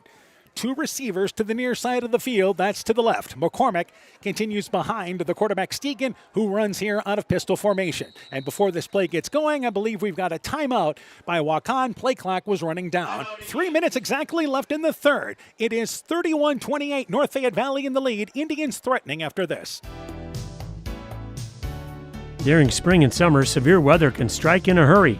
If you see a power line on the ground, stay away, keep others away, and call your electric utility. If there's a downed power line due to an accident, stay inside your vehicle until the utility arrives and de-energizes the line. Learn what to do if you see a downed power line. Doing the right thing could save your life. Alameda Clayton Electric Cooperative, your Touchstone Energy Cooperative. Being good at life means getting your finances in order so you can focus on the moments that matter most. With over 175 years of experience, New York Life Insurance Company offers insurance and financial solutions you can benefit from while you're, living. For trusted guidance, contact your local agents, Andrew Reimer or Troy Springer with your Vision Financial Group, proudly located and serving the beautiful Guttenberg community. Call Andy or Troy at 563-252-2471. Start planning today for peace of mind tomorrow. Your Vision Financial Group is not owned or operated by New York Life. So our score once again, 31-28. Timeout taken by the Indians. First down, 10 yards to go. They're at the 27-yard line, operating from the right hash mark. As we mentioned, they have not led in this ball game, threatening to take the lead here. And on first down, 10 yards to go, they continue receiver split left and right, and they're going to run a counter play right side to Grimstead, who slips, and because of that is easily tracked down from behind. Picks up a couple of yards there as he tried to turn upfield. Defensed well by the Tiger Hawks, and it's second down, 9 yards to go. Only a pickup of 1 on that play. Well, and we talked about, how North Fayette Valley was good in their timing of a little different change of direction. There was Waukon coming in with a little change of direction. By the way, Benson, again, I believe one of the Tiger Hawks in that area. No gain, as it turns out on the play. Second down, 10 yards to go. 3 receivers to the left. Griffith, by the way, back in for North Fayette Valley, defensively at the linebacker spot. So on second down, 10 yards to go. It is again Heeman at the quarterback spot. He steps up, throws it right sideline. That pass is caught at the 15-yard line, breaking a tackle. That is, by the way, Vaughn Stegan. Inside the 15, down to the 13-yard line. They switch just like that, and they've hooked up a couple of times tonight. First down yardage for the Indians. Yeah, that's going to be a 14-yard completion there for Heeman. His first completion of the night, but more importantly, he gets the first down. Yeah, by the way, Maudy actually made the catch. Number 11 made the catch in that far sideline. So still first down yardage nonetheless to the 14-yard line for for Waukon inside North Fayette Valley territory. And Maudy, that's his third catch of the night. So he's kind of leading the way there in catches. So first down, 10 yards to go. 2 receivers to the far side of the field. That's the left side. Alone in the backfield is Stegan now back in there, and he hands the football off to, again, Heeman. It's a pass on the option play. Goes left side to Mowdy, inside the 10, down to the 9-yard line. They've run a couple of reverses. And then Heeman looked like they were running a jet sweep with Heeman as he got the handoff. He threw it on the run there to the left side to Mowdy. Looked good and picks up 5 or 6 yards. Yeah, about 5-yard gain, so it works. But again, pulling out all the stops, throwing some strange things out there. A little razzle-dazzle for the Indians. So that was Mowdy on the catch, Yes, correct? it was. Number 11, second down, 5 yards to go. So Heeman now back in at wide receiver, spread out on the far right side after completing that pass. So Von Stegan continues at quarterback. He's got McCormick behind him in pistol. And again, they're going to run it. And nope, Stegan's going to throw it, steps up. He's got first down inside the 5-yard line. It'll be first and goal. He's down to the 1. And a heady decision by Stegan. He was looking on the slant towards the middle of the field, but nothing doing. Lowered the head, gets ahead. It's first and goal for the Indians. And we've got a pile of players there at the goal line, and we may have a player injured on the bottom of that pile. I think they just wanted to stop the clock and sort this out, but that was a great read by Von Stegan. It is Von Stegan, by the way, who is shaken up. And a trainer quickly out there, and you can see him limping as he makes his way off the field with 46 seconds to go in the third quarter. He was the one that was on the bottom of that pile carrying the football. Well, and he turned to McCormick, and it was a read pass option, decided he was going to pull that and pass. And then when he saw the pass shut down, he just tucked and ran, got it to the 1-yard line, almost got pay dirt there. And so again, they'll pick up the clock. Heeman takes over at quarterback. But again, you're down at the 1-foot line basically here on what is first and goal from the 1-yard line. And McCormick is behind him in the backfield. Grimstead goes in motion. He takes the snap. Grimstead bounces to the outside, goes in for the touchdown off the right side. So Grimstead came over. He took the snap, and the wingback scores from the right side. And for the first time tonight, the Indians lead. Grimstead with a 1-yard run, 34-31, Waukon on top. Yeah, the hole was plugged up. Grimstead took the direct snap, tried to go right up the middle, and there was nothing there. Bounces to the outside, gets outside of his end. No problem falling in for that touchdown, and the Indians take the lead for the first time tonight. And again, this is a huge conversion because the Tigerhawks just assume keep it at a three-point game here. You've already hit a field goal in this ball game, but the conversion here makes you have to score a touchdown to retake the lead. So Heeman still in at quarterback, 2 receivers to the right. Here's your conversion attempt for North Fayette Valley. Back to Heeman. Heeman's going to bring it left side, trying to run to the far corner, gets to the edge and goes in near side for the conversion. So with 26 seconds to go here in our third quarter, Waukon 36, North Fayette Valley 31. Let's take this break. When making up a to-do list, don't forget to include servicing your car at Edie's AC Delco Service Center in Garnavillo. Your car should have the best care, and Edie's will make sure of it. Stop in or call 964-2186 to make an appointment. Tires worn out? Well, Edie's can replace them. Need a tow? Call Edie's at 964-2186. Kay, Lynn, and Todd invite you to stop by and fill your car's tank with fuel at Edie's AC Delco Service Center in Garnavillo. Edie's open 7 a.m. Mondays through Saturdays. Alpine Communications believes connected communities become thriving communities. We are the local telephone company that became a 21st century communications provider.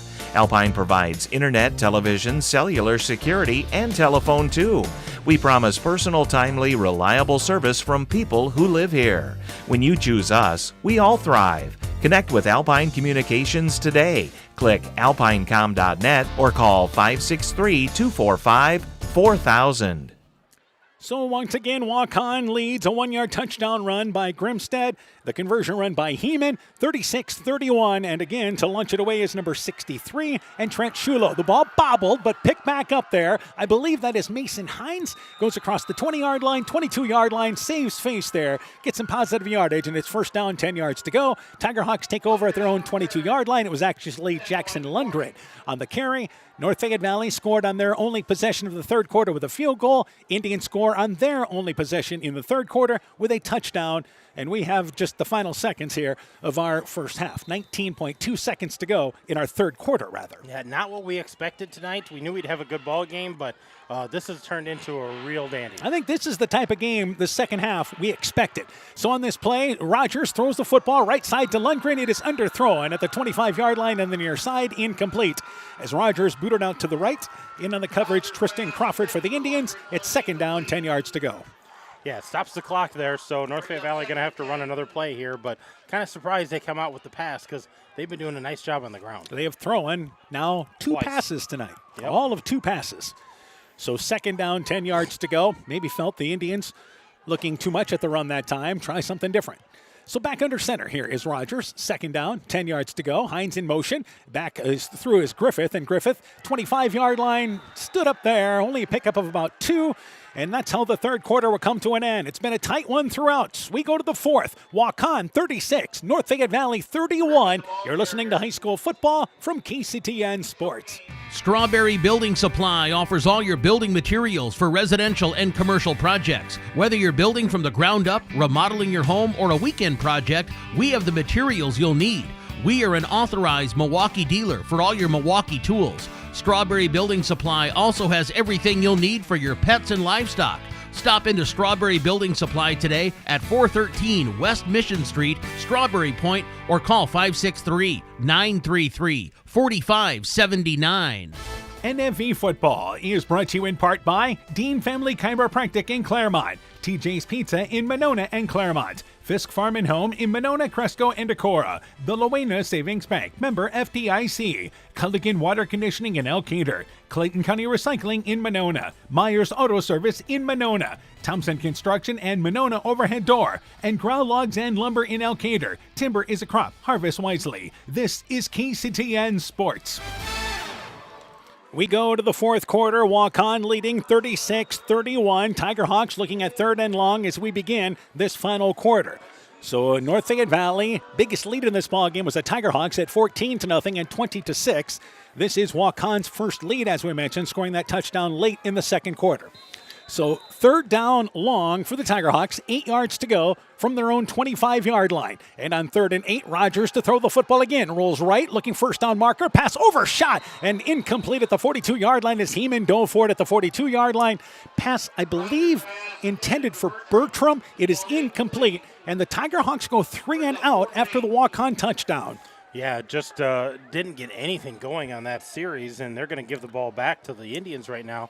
The defense is going to have to step up. And Kendrick White, good to see him back in the ball game, kicking the football away, the kicker, after being stretched out on the side. Mowdy, by the way, stands back inside the 40-yard line. Indians could get some pretty good field position here. Snap back to White, gets it away, and it is a kick that Mowdy's going to bounce in front at the 40-yard line, bounces 35-yard line. He picks it up on the bounce, able to make Hines miss defensively. He'll bring it up the far sideline now. 45-yard line across midfield and steps out of bounds there.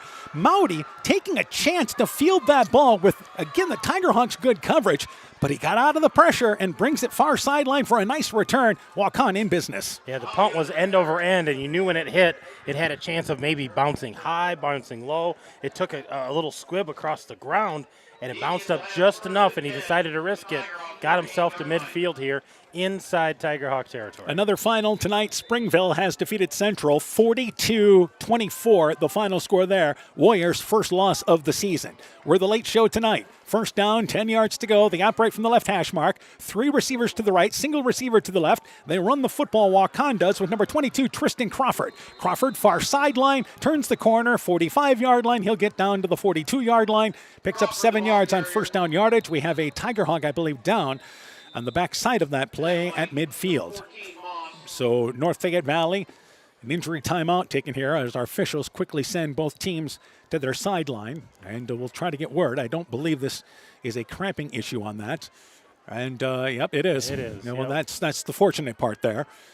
We've seen that a couple of times in this ball game tonight. This is the third time we've seen it actually for North Fayette Valley. As I mentioned, this is, weather-wise, it's great. Don't get me wrong. It's great weather, but it's goofy for football because you forget to hydrate with the humidity. You don't realize you're sweating, and they've actually got both legs in the air, stretching out both of them. So, again, we'll try to find out who that is down at the midfield marker for the Tigerhawks. Trailing 36-31 here. We'll get a chance to pass along the finals so far. Starmont beat Postville tonight, 63-0. South win over Clayton Ridge, 20-17. MFL Marmac, their first win of the year, handling Lisbon tonight, 47-6. Edco blasting Central City, 54-0. And Springville beat Central tonight, 42-24. Those are all the final scores from across our area tonight.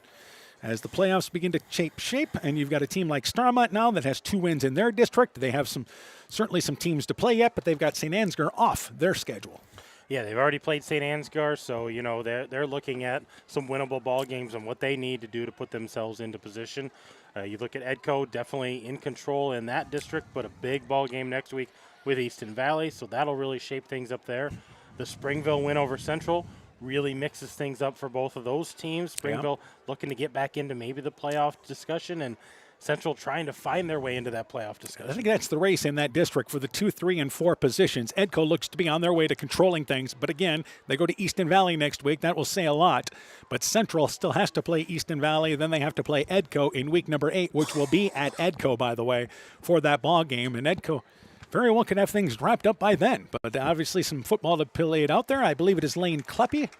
That is the injured Tiger Hawk, and able to kind of get a little stronger as he makes his way towards the sideline. I believe that's number 76. Yeah, it looks like 76 there, and walking a little better here, but it looks like both of those legs just got tight on him and needed to be stretched out. Again, get the pickle juice and the salty chips, get them in him, get him some salt, get him back out there. Kleppe, a senior, 6'3", 275 pounds, but a really good athlete, moves well with that size. So situation here where it is now second down, 4 yards to go. Indians lead by 5, 11:30 left here in our fourth quarter. This is a big drive for North Fayette Valley defensively. 2 receivers to the left, single receiver to the right. And Stegen, again, is at quarterback. A correction there, it is Heeman at quarterback. It's Heeman now. Yep. So, again, Stegen left earlier with an injury. They run the football with, again, Heeman. Heeman, quarterback draw up the middle, brings it inside the 35-yard line, through a 40-yard line to the 35-yard line. That'll move the chains. Picks up about, 8, 9 yards on that? About 7 yards on that. That was on the 42, so get him about 7 yards, but more importantly, a first down. And by the way, Vaughn Stegen back in the ball game. You see a little bit of a limp there, but he is back into the ball game. It looks like he'll be at quarterback on this play. So first down, 10 yards to go, 35-yard line. Heeman moves out as into a group of 3 receivers on the end there, so a bunched formation on the right side of their line. First down, 10 yards to go. And on this play, Stegen, toss play, right side. It is caught there, and carrying it is number 22 is Crawford, Tristan Crawford, right side inside the 35-yard line. He'll get to the 34-yard line, only a pickup of a yard. Jackson Lundgren came crashing in from the left and actually ran by the pitch. Yeah, he had a chance to maybe pick that off or knock that to the ground, but that ball was a little high on the pitch, and I don't know if he knew that that's what was coming, just trying to pursue, and not much gain there for the Indians on a strange pitch play there. Yeah, only a yard. 2 receivers to the left. By the way, Heeman back in at quarterback. And it is moving to the far side. Stegen there as a receiver. They've hooked up again a couple of times in this game. Mowdy lined up as a receiver on the near side. So second down, Mowdy goes in motion from right to left, and Heeman's going to boot it on the run-pass option and get ahead to about the 30-yard line. He kept it up the middle, quarterback keeper. Lundgren making the stop there. Also there as well for the Tiger Hawks is number 79 in Trent Graham. And it's third down now and 6 yards to go, only a pickup of 2. And, if you're the Tiger Hawks, you're looking at what Waukon's doing going, they just throw everything at you. You never know, some kind of misdirection play, some kind of razzle-dazzle, and sometimes they just run right at you, so you got to be ready for a lot of things. 4 down territory, you have to believe, for the Indians here. Third down, 6 yards to go, and on this play up the middle, and it is going to be, again, carrying it is Crawford. Crawford left side, second effort inside the 25-yard line. He's got first down. Again, it looked like it was plugged up as he ran off left side, but able to get a little further outside, cut upfield, bring it down to the 22-yard line. They convert 3rd and 6. Yeah, that was a big pickup there because Crawford kind of met a wall when he hit the line, but able to bounce that out, shed a tackler, and fall forward as he finished here. Big pickup for the Indians. They keep this drive continuing to go. So first down, 10 yards to go. 2 receivers to the right side for the Indians. Stegen is at quarterback, and on first down, 10 yards to go, just outside the red zone at the 21-yard line. And they are going to run a counter play left side. It is again Crawford. Crawford inside the 25-yard line. There's a flag. He goes inside the 20-yard line, rather. Then tackled by Kane Rogers down at the 19. But do we have a face mask there, perhaps, or something? I think this is a horse collar. So it looked like they got it inside his jersey to bring him down from the backside. They got a 5-yard pickup there on first down, and let's see what the penalty is. And it is going to be a face mask penalty. It is against North Fayette Valley, so that will move it half the distance and make it first and goal. Actually, correction there. They'll just make it the 5-yard variety, and they'll put it down to the 13-yard line, and it's going to be first down, and basically a yard to go now here. Yeah, they've got an easy pickup here on first down. So that was a 4-yard pickup on the run, as it turns out. So first down and a yard to go. 2 receivers to the right, and now Heeman goes in motion, and Stegen to roll out to the right, but this play is blowing dead, and Waukon is going to give the 5 yards back to North Fayette Valley. Yeah, they're going to pick up those 5 yards back, and you start looking at penalties. They're starting to rack up. The Indians up to 8 penalties, 60 yards, and for the Tiger Hawks, 5 penalties, 38 yards, and you hate to see it. It just needs to be cleaned up a little bit. We were talking the first half there, what a well-played game it had been penalty-wise. Yeah. And we've seen some games this year that we've had far too many penalties. Meanwhile, first down still, but now 6 yards to go. So the Indians, as we are down to 8:35 and counting in our fourth quarter, lead 36-31. And back to Crawford, hit in the backfield, going to be dropped for a loss. How about that? Lane Kleppe was running on the sideline, getting back stretched out. He's into the ball game there and makes a stop defensively. A loss of 3 yards. Second down, 8 yards to go. And we've got another guy down. Looks like we're cramping once again. So that's a loss of actually back to the original line of scrimmage. So they actually call it a loss of 4 yards. But yes, we've got another cramping issue here for the Tiger Hawks. And with the clock is stopped with 8:18 to go, but it is now second down and 10 yards to go. So we'll take this injury timeout here. Once again, 36-31, NFV in the lead. Hey, Justin Burdnow here from Burdnow Chevrolet in Monona. I want to take a moment to wish all the local athletes good luck during their game. You have worked incredibly hard, and it shows during each game. Myself and the entire Burdnow Chevrolet Monona team is wishing you all that you do your best and good luck. Getting to the age of 55 may have earned you wisdom, but Central State Bank thinks you should get something more, like a checking account that earns you interest. We believe you've earned the right to avoid fees for ATM and debit cards, wire transfers, cashier checks, and insufficient funds transfers. Call or visit Central State Bank today and ask about our Classic 55 checking. It's time you've got what you earned. Central State Bank, member FDIC. Noah Benson is our Tiger Hawk, but it was stretched out there and able to make his way to the sideline in good shape there as he was stretched out, and looks like he'll be able to return to this ball game as well. Meanwhile, second down, 10 yards to go. Heeman, by the way, back in at quarterback to throw the football right side to Grimstead, catches it, 10-yard line, makes a defender miss. He's down to the 5-yard line, stays on his feet. Second effort gets him in for the touchdown. Grimstead the catch. It's a reception that goes 22 yards as he kept on bouncing right side, and it's now 42-31 NFV in the lead. Waukon, rather, in the lead. Yeah, that was a big play, and a nice pass there from Heeman and Grimstead. What a tough run. He got hit a couple of times and finally found his way into the end zone. So Grimstead had a touchdown run previous drive of 1 yard, and this one here is a 22-yard reception. So now the conversion, which they'll try to make it here, a 13-point lead with 8:02 to go in our fourth quarter. So now you're talking about that North Fayette Valley may have to go to the air, and it's a team that, again, is built to run the football. They're built to run, and they may have to air it out a little bit, try to get back in this ballgame. So, again, here's your conversion attempt with Von Stegen back in at quarterback, and he's going to roll out to the right, looking to throw the football near side. That pass overshot just in the corner of the end zone. Pass intended, I believe, for Mowdy. The conversion fails. 8:02 to go in the fourth. Waukon 42, and it is North Fayette Valley 31. Let's take this break. Edgewood Auto and Towing is an automotive repair shop, tire dealer, and 24/7 towing service. We offer full service work on all autos and semis. Our highly skilled mechanics provide quality workmanship and will get you back on the road in a timely manner. Check out our current tire rebates by calling 563-928-7333 or stopping in to Edgewood Auto and Towing for complete terms and conditions. NFV Football is brought to you in part by Farmers Savings Bank of Colesburg, Elkport Garber, Strawberry Point, Arlington, Elgin, and Wadena, member FDIC. LTI & Sons Water Conditioning, your Connecticut dealer in Postville. Meyer Collision and Service Center in Gothenburg and Elkader. St. Olaf Ag Sales and Service. T&K Cahoon, your Napa dealer in Monona. And Nick's Excavating and Kane Construction in Farmersburg. You're listening to High School Football on KCTN, Garnavillo, Elkader, Iowa. So North Fayette Valley giving up their second touchdown of the half. Waukon, another impressive drive that started inside NFV territory. To launch it away once again for them is Shulo. Short kick. It is picked up there by Hines at the 20-yard line. He'll bring it out to the 30-yard line, middle of the field, 35-yard line. First down, 10 yards to go. They take over there. 22-yard pass play is what it is to Grimstead. That pass, by the way, thrown by Heeman. So that's his first touchdown completed of the ball game. Yeah, and it was a nice touchdown there, and gives them that 2-score lead. So North Fayette Valley going to have to put it in the end zone at least once, probably twice, and they want to try to score on this drive. And I don't know if they can still run the ball or if they need to mix it in the air. Well, I think you can still run the football here, but you're going to need probably a big play here. You can't afford to have a 6 or 7 minute drive.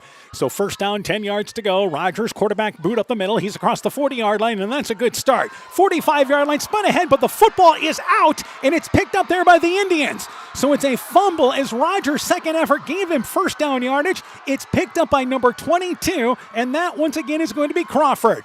So the first turnover there by the Tigerhawks gives Waukon the ball at midfield, and I think North Fayette Valley thought that maybe Rogers was down. Yeah, I think that's what they're discussing here is, hey, I think he was down, but I think he was still in the air. He kind of got flipped over as he was going to the ground, and that ball was out before he hit the ground. And a good run by Rogers because it looked like there wasn't much there. He was able to get first down yardage. Great way to start the drive, but the fumble gives the ball to Waukon, smack dab at midfield. So they lead 42-31, and they have possession here with 7:45 to go in our fourth quarter. And again, you turn to the Tigerhawk defense to try to get a stop. First down, 10 yards to go. And again, it is a screen play, left side, a flare play, right, left side. It is caught by McCormick. McCormick inside the 45-yard line, just flipped it out in the left side area. Vaughn Stegen, the completed pass to McCormick, and they pick up 6 yards on the swing pass to the left side. And if you're Waukon, I know you've been slinging the ball around and having some success, but this is one of those situations, if you can run the football and take time off the clock, you're going to keep the ball out of North Fayette Valley's hands, and North Fayette Valley's got to find a way of getting the ball back. So second down, 4 yards to go as the Indians, even if it's Heeman at quarterback or Stegen, they've been able to have confidence to sling the ball around. Second down, 4 yards to go. Grinstead goes in motion, but they're going to throw the football right side, and that ball knocked away. Heeman just at the 43-yard line. Good pressure there by Lundgren, who knocked the ball away as they fake the handoff. Just a quick dump pass over the right side. Incomplete, and it's 3rd and 4. Well, and I think even if Heeman holds on to that, you're not going to have very much of a gain there, so probably okay that he dropped that one and stops the clock. So the Tigerhawks forcing Waukon into a 3rd down situation. 6:56 left in the fourth. North Fayette Valley, again, tied at the half. They have a field goal here in the second half. The Indians have had 2 touches and 2 touchdowns. That's been the difference in the game. Empty backfield, 3 receivers to the right, 2 to the left on 3rd down and 4 yards to go. And by the way, Heeman back in at quarterback. It's a quarterback draw. Hit in the backfield. That's Kendrick White. He can't go any further. They're going to lose yardage. Big play defensively by North Fayette Valley. Loss of a couple of yards, and it's 4th down, 7 yards to go. Tigerhawks appear to get the stop they need. Yeah, that hopefully is the stop that they wanted because they need to get the football back and they need to score quick. Now this is where Waukon will try to pin them back, and it will be Mason Hines going back inside the 20-yard line for North Fayette Valley. Grimstead, I believe, will do the punting here. And the ball is at the 47-yard line, 46-yard line, so his job is to try to pin him back. Now Grimstead's only about 7 yards behind the line of scrimmage, and he's really close. 2 receivers to the right, 2 to the left, and it's just a pooch kick. Yep, he's going to kick it. And that ball heading out of bounds, and it bounces at the 30-yard line, bounces back upfield at the 31-yard line, so it only ends up being a punt of about 15 yards. Tigerhawks will take that break. Instead of being pinned back, they're at the 31-yard line. First down, 10 yards to go, and really all they lost during that stretch was about 1:45. Well, and as the Indians are wanting to pooch this, try to keep that, from going in the end zone, but not too far out. That was just a quick, almost a rugby style, maybe went, 15 yards? Did not go very far at all. Yep, 15 yards, the net there. First down, 10 yards to go for the Tigerhawks. So back in action after the turnover, getting a much-needed stop. They line up 2 receivers to the left. And again, Rogers is now back out of shotgun. 1st and 10, Rogers to throw the football left side. It is caught by Hines, but he quickly falls down at the 35-yard line after a pickup of only 4. In on the play is Crawford. And again, nice catch there by Hines. It was underthrown, but only a 4-yard pickup. And the Tiger Hawks realize they got to go hurry up now here. Yeah, they got to get up the line, and they got to run a play. They're going to try to get down the field quickly here. Second down, 6 yards to go. 3 receivers to the right. Rogers rolling out to the right, throws it. That pass is bobbled, but caught by Hines. Hines has to bring it back upfield as he tries to outrun the coverage, but he's going to lose yardage going back. It's a completed pass. Would have been a gain of only 2 or 3, but because he was trying to get around the Waukon defenders going backwards, it ends up being no gain. And it's 3rd and 6 now for the Tiger Hawks. Yeah, I think that was Bodensteiner coming back to the ball and trying to get to the middle of the field and try to find a seam. And Waukon shut everything down. There was nothing there. And the Tiger Hawks here getting signs from the, once again, the sideline there to make sure what they're doing on 3rd down. So they wanted to make sure on this play with the clock, obviously, again, continuing to move. So 3rd down, 6 yards to go. Rogers to throw the football again, rolls out right, flushed out of the pocket, able to avoid a defender, but he cannot avoid everybody else for Waukon. The Indians on the far sideline able to track him down. They're going to lose yardage. This will push him back inside the 30-yard line. 4:50 and counting in the 4th quarter. They lost yardage on that play. Well, and I think that ball was out. But luckily, it looks like North Fayette Valley got back on it. So Rogers lucky to get that ball back. But they're going to be 4th and a long ways. And they're going to go for it here. At this point of the ball game, you're down to 4.5 left. 4th down, 12 yards to go. They're going to go for it. Rogers rolling out to the left to throw the football. There's a flag on the backside. He throws it. It's knocked away. Pass intended for number 84, looking for Kyler Bertram, but jumping the passing lane and knocking it away, Tristan Crawford. It is incomplete, but it's a holding penalty against North Fayette Valley. Waukon will get the stop, and they'll take over on downs at the 30-yard line, leading by a score of 42-31. Well, and I think you're at the point where you got to make that gamble and, hope to pick that up, but they weren't able to. Waukon's going to take over here, and they can run some clock here. They can kind of seal this up for them and get a win here in the district. Well, the case there, as we always talk about, you get a first down. It seems to take another 2 minutes off the clock. Tiger Hawks do have 2 timeouts, so expect them to kind of use them quickly. Yeah, use them as needed here. So first down, 10 yards to go. At the 29-yard line, the official spot, Waukon starting again in North Fayette Valley territory. And on this play, they're going to run it. Crawford in the backfield. He can't get to the line of scrimmage. That's plugged up and stopped well by North Fayette Valley off the right side. And I believe, is that Lane Kleppe again? It was. I think so, Kleppe again. And that's a loss of a couple of yards going all the way back to the 32-yard line. A loss of 3 on that play. But again, the clock's inside 4 minutes, and Waukon's going to run it down here. Yeah, they're going to take as much time as they can. They're going to run that play clock down, and I would hope they would keep it on the ground to keep the clock running, but stranger things have happened. They may wing it out and try to score. You get a stop here for North Fayette Valley, then I think you'll start to see them take a timeout. Receivers split left and right. Pistol formation now with McCormick behind the quarterback in Stegan. Toss play right side to McCormick. McCormick down to the 30-yard line, turns the near side field, and he's inside the 20-yard line and pushed out of bounds at the 15. Tracked out of bounds by Bodensteiner, but again, he found a seam off the right side, continued to get to the edge, and it's 1st and 10. Waukon down to the 15-yard line.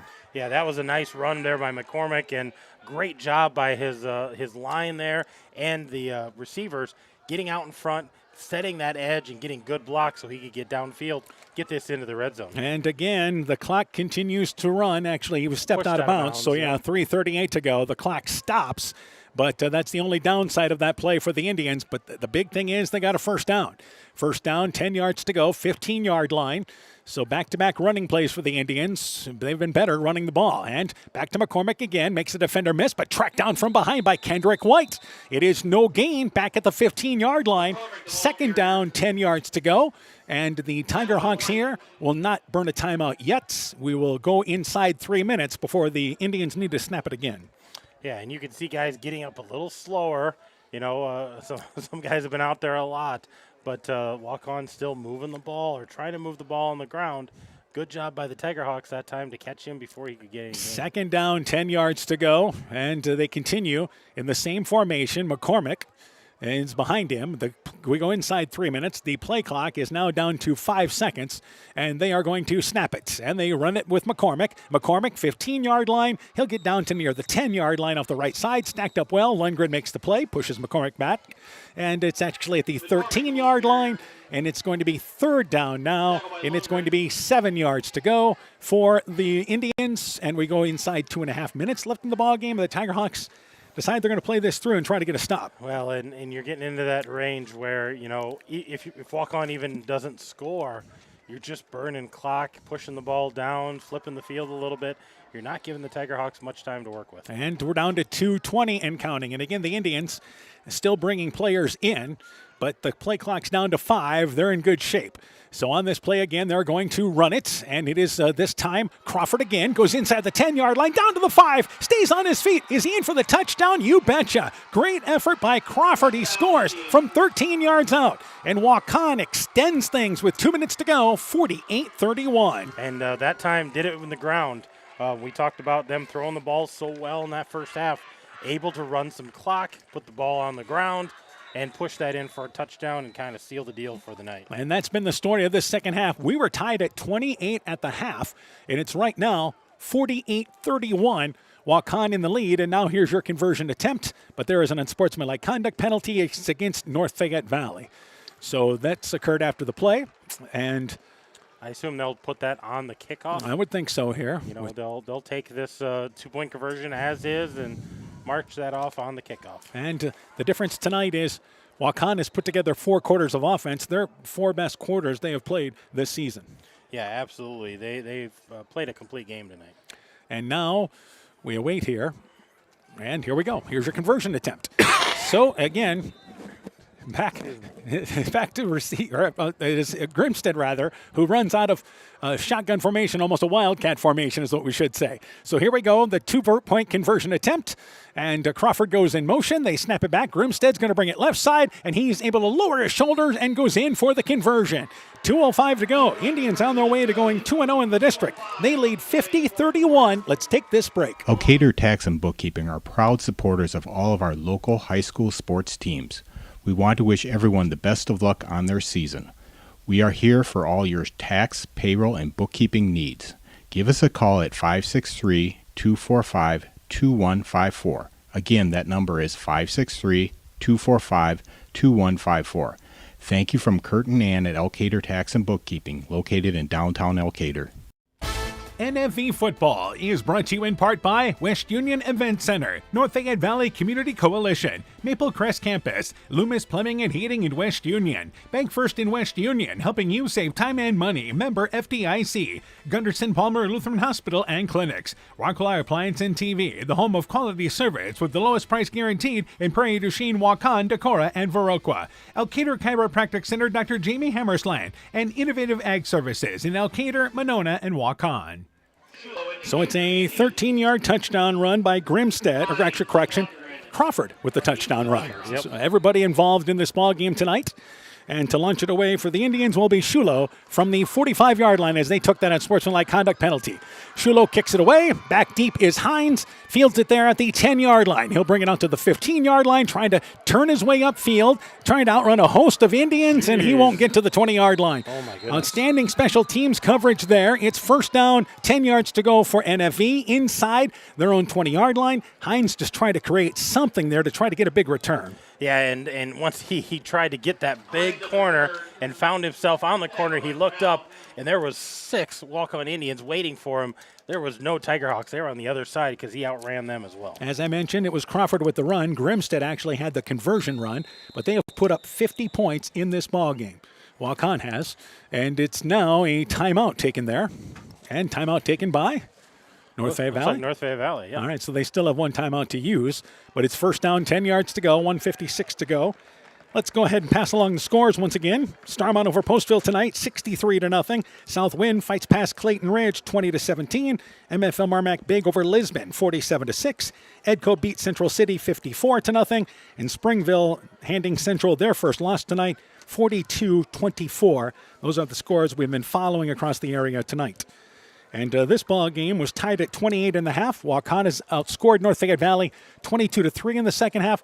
And the Tigerhawks had a great drive to start the third quarter. That really their only drive here in the second half. They end up getting 3 points for it there, but otherwise they've been playing uphill the rest of this second half. Yeah, their second possession, they ended up punting after hitting the field goal on the first one, and then that fumble, that costly fumble, and then they had to go for it on fourth down on the last possession. Turned it over on downs and haven't been able to get anything consistent going here in this fourth. So a timeout taken by North Fayette Valley at their own 18-yard line. They'll line up with bunch formation to the right. And to throw the football is Rogers. Rogers steps up. Right side, the pass is deflected. He was looking for Ben Bodensteiner running an out at about the 30-yard line, incomplete. It's second down and 10 yards to go.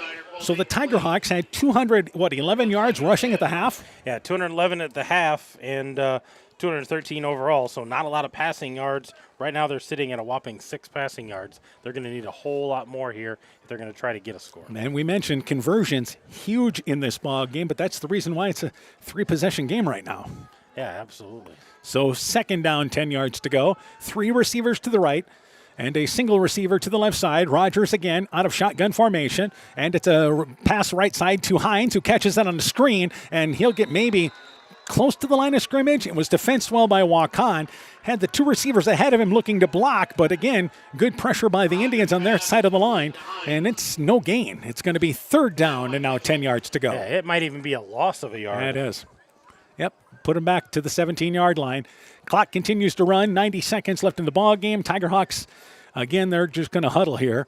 Try to work on some things in the final 90 seconds. Obviously, you want to complete some passes if you can. You look to build on that for next week's ball game as they host Crestwood in a ball game we'll have for you next week.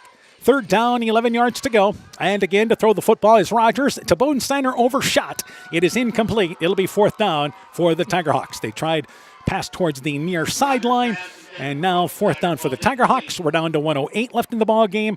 And let's see if North Fayette Valley decides to go for it here or just kick it away and fight for another day. It looks like they may be going for it. I think they'll go for it, and if they can pick it up, good for them. If they don't, I would assume Waukon's going to go into their victory. Well, in Waukon, remember, they've got a 19-point lead here. The most you can get for a win in district play is 17, so they've accomplished that. Yep, absolutely. And for the Tigerhawks, you'd love to get any closer, as close as you can. You'd like to see something positive at the end of it. Fourth down, 11 yards to go. Rogers to throw the football again. Steps up, now flushed out of the pocket. Rogers throws it to the sticks. Caught by Hines. Out of bounds at the 30-yard line. They complete. Fourth down and 11 yards to go. Rogers able to get out on the edge, and a nice pitch and catch to Hines. First down for the Tigerhawks at the 30-yard line. 1:02 to go here in the fourth. Yeah, a nice 12-yard pickup there, so a good first down, but they need bigger plays here if they want to try to get a score late. Waukon goes to Osage next week, home with New Hampton, at Crestwood to close the season. North Fayette Valley, home with Crestwood next week, at Forest City, then home with New Hampton. First down, 10 yards to go. Rogers rolling out to the left. Has time, 30-yard line, throws it back across the green, caught by Bertram, 40-yard line. Bertram brings it across midfield, lowers his shoulder, inside the 45-yard line, finally brought down at the 40-yard line.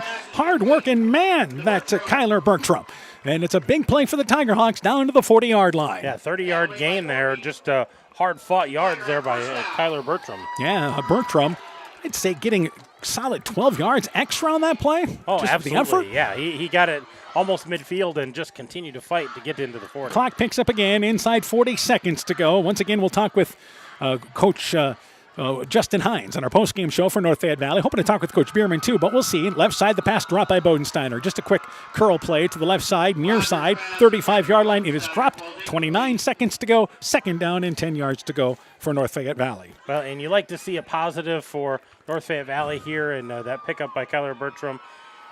Just didn't have enough in the second half there. Let Waukon kind of get back into the ball game and didn't have it in the second half. All right, so Waukon has put themselves in a situation where they will go to 2-0 in the district. North Fayette Valley will go to 0-2, but you will also have the 2-0 teams off your schedule in Osage and Waukon. Yeah, absolutely. So yeah, second for later. Yep, absolutely. So still a lot to play for here for the Tigerhawks, as their goal is still to try to reach the postseason. Before we get going, there is a timeout taken by North Fayette Valley.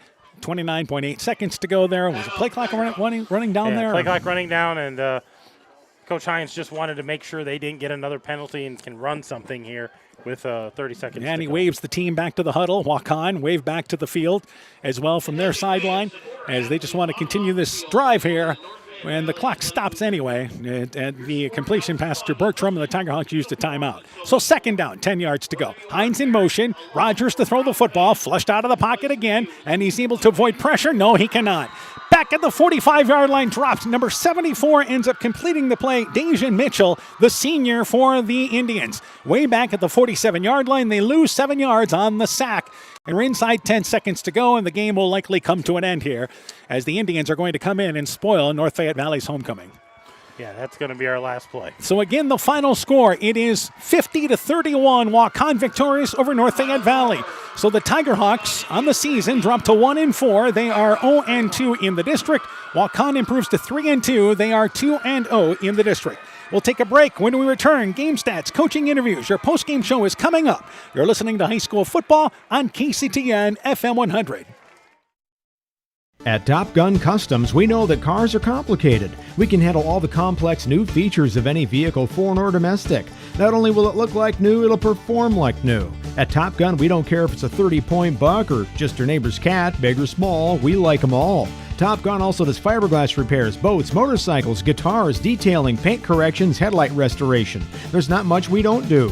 Call Bob or Nancy at Top Gun for details and to schedule your repairs today. 563-964-9899. NEAT is connecting more and more homes and businesses to reliable, fast broadband internet in Northeast Iowa. NEAT's fiber optic network has expanded and is now offering speeds up to 1 gig in and around Monona, Luena, St. Olaf, Farmersburg, Postville, and surrounding rural areas. NEAT Fiber provides high-quality internet, television, and telephone services at the speed of light. For more information on how to upgrade your speed and services, visit NEITEL.com or call today, 877-638-2122. NEAT, connecting you now.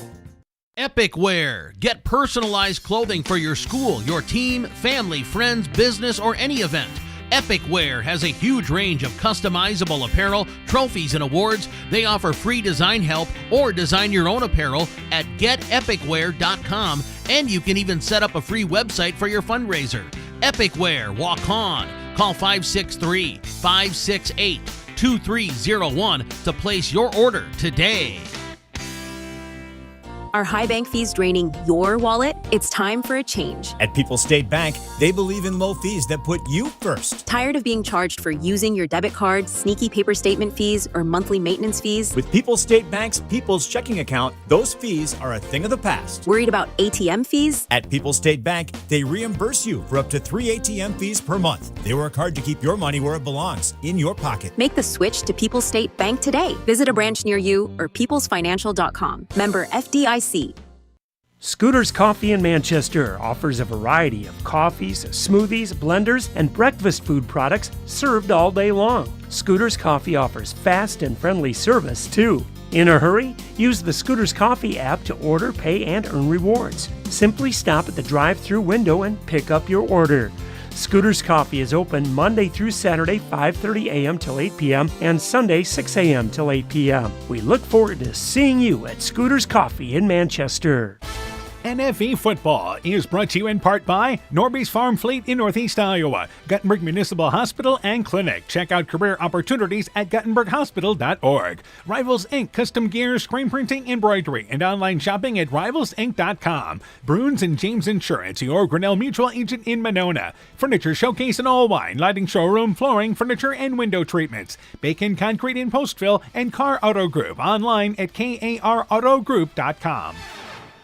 Welcome back to West Union. Again, it is Waukon defeating North Fayette Valley using a big second half. They win by a final score of 50-31 as the Indians outscoring North Fayette Valley 22-3 in the second half. As Waukon, and this game was tied at 28 at the half. Tigerhawks had a great drive to start the third quarter, used up half the clock, settled for a field goal at 31-28. And since that point, Waukon would close the game with 3 consecutive touchdowns, and they again win by a final score of 50-31. Now 2-0 in this Class 2A District 3. North Fayette Valley 1-4, and they are 0-2 in this district. Just to update you on the final scores tonight: Starmont over Postville 63-0. 0. Southwind beat Clayton Ridge 20-17. MFL Marmac routing Lisbon 47-6. Edco defeated Central City 54-0. And Springville beating Central tonight by a final score of 42-24. Those are your final scores tonight. We're ready to go through the game stats. We turn things over to Coach Aaron Hammond. Let's start first off for Waukon. For Waukon, we'll start on the ground for the Indians. We had Gabe McCormick with 7 carries for 24 yards. Tristan Crawford, 8 carries for 30 yards. Owen Grimstead, 3 carries for 6 yards. He had a touchdown, so did Crawford. Stegen had 3 carries, 17 yards. Heeman had 4 carries for 5 yards, and Mowdy had 1 carry for 27 yards. So 26 carries, 104 yards, very much a team effort. In the air, we had Vaughn Stegen. He had 11 completions on 18 attempts, 243 yards, 3 touchdowns, and that 1 interception early. Talon Heeman had 3 receptions on 4 attempts for 41 yards, and he had a touchdown. So Owen Grimstead, 3 catches, 105 yards, 2 touchdowns, 77 and 22. Dylan Stegen, 1 catch for 6 yards. Isaiah Mowdy, 4 catches for 66 yards, 1 19-yard touchdown. Talon Heeman had 1 catch for 30 yards. That was a touchdown. Crawford had 1 catch for 5 yards. McCormick had 3 catches for 34 yards. And Tate McCormick had 1 catch for 38 yards. So they had 284 yards in the air, 388 yards of offense overall for the Indians tonight. Yeah, an impressive display there. A number of players involved. Same thing for North Fayette Valley. Number of players involved. Let's go to the totals for the Tigerhawks. Yeah, the Tigerhawks, again, group efforts, especially on the ground. Ryan Griffith, 18 carries, 98 yards, including that 1-yard touchdown run. Kane Rogers had 11 carries, 54 yards, a 9-yard touchdown run. Jackson Lundgren had 16 carries, 83 yards. He had a 20-yard touchdown run. And Chase Emil had 3 carries for 25 yards. So 48 carries, 260 yards on the ground for the Tigerhawks. But again, only 49 in the second half. Yeah, and in the air, Kane Rogers was 6 of 11 tonight for 47 yards. No touchdowns, though. Ben Bonecenter had that catch, no gain. Ryan Griffith, 1 catch, 2 yards. Kyler Bertram had that catch late, 1 catch for 30 yards. And Mason Hines, 3 catches for 15 yards. Most of those were in the second half. So 47 yards in the air, 260 on the ground. 307 yards for the Tigerhawks in a losing effort for tonight. And again, if you say North Fayette Valley rushes for 260 yards in this ball game, you figure they're in great shape in this game, right? Yeah, absolutely. You know, they had a great job on the ground, but most of that first half, second half, more of a struggle for the Tigerhawks. We'll take a break. When our postgame show continues, we'll talk with North Fayette Valley football coach Justin Hines after this. Northern Country Co-op and Viafield are now Nexus Cooperative, your full-service ag partner supplying all your agronomy, energy, feed, grain, and lumber needs. Our highly knowledgeable and experienced team utilizes the latest technology in feed manufacturing, agronomy services, precision ag, plant and animal nutrition, energy products, and grain marketing to keep our customers ahead of the rest. Stop in today at any of our 26 locations across northern Iowa and southern Minnesota, or visit us online at nexus.coop. NFV Football is brought to you in part by Dean Family Chiropractic in Claremont, TJ's Pizza in Monona and Claremont, Fisk Farm and Home in Monona, Cresco, and Decorah, the Loena Savings Bank, member FDIC, Culligan Water Conditioning in Elkader, Clayton County Recycling in Monona, Myers Auto Service in Monona, Thompson Construction and Monona Overhead Door, and Grow Logs and Lumber in Elkader. Timber is a crop, harvest wisely. This is KCTN Sports. Welcome back once again to West Union. Post-game show continues. It is Waukon victorious in their ball game against North Fayette Valley tonight. Our featured game, the late show, 50-31, the final score of this ball game. Our post-game show continues. We're joined by North Fayette Valley football coach Justin Hines. Coach, first off in this ball game, let's talk about offensively. You rushed for over 200 yards in the first half, 260 yards in the ball game there. I think you feel like we put those types of numbers together, good things are happening. Yeah, and we were rolling early, you know, kind of challenged these kids, you know, all week and coming out. We played a tough schedule so far with, you know, I don't know what those guys are ranked in 3A, and I feel like Osage is probably the best team in the district and playing them. So being 1-3, you know, told them, had the whole, you know, our season was in our hands going forward and still could earn a home playoff game, and came out and we were rolling. Guys were coming off the ball like we hadn't done all year. Offensively, and just one-play drives and missed tackles, and we were giving up too much easy stuff. Told them at halftime, you know, we're 28-28. We take 7 plays away, we're probably up 28 nothing or 35 nothing. And it's like we just can't give that stuff up. And it's just this group learning how to win and learning to play with with the lead and stuff like that. All right, the big thing is obviously a lot of pressure on your defense tonight with the passing game from Waukon. Yeah, and it was most of the time we were there. I mean, I played at Grimstad. We had a guy right there, could have almost picked it off or knocked it down. They missed tackle, another missed tackle, and he's gone. And that was, to me, that was the biggest thing on defense was just tackling. And it's kind of been our issue on defense all year, tackling in space. So. All right, now let's get back to the offense, though. Running-wise, again, Ryan Griffith running hard, 18 carries, 98 yards. Jackson Lundgren, 16 carries, 83 yards, able to spread the ball around again. Yeah, like we said, just really challenge those guys.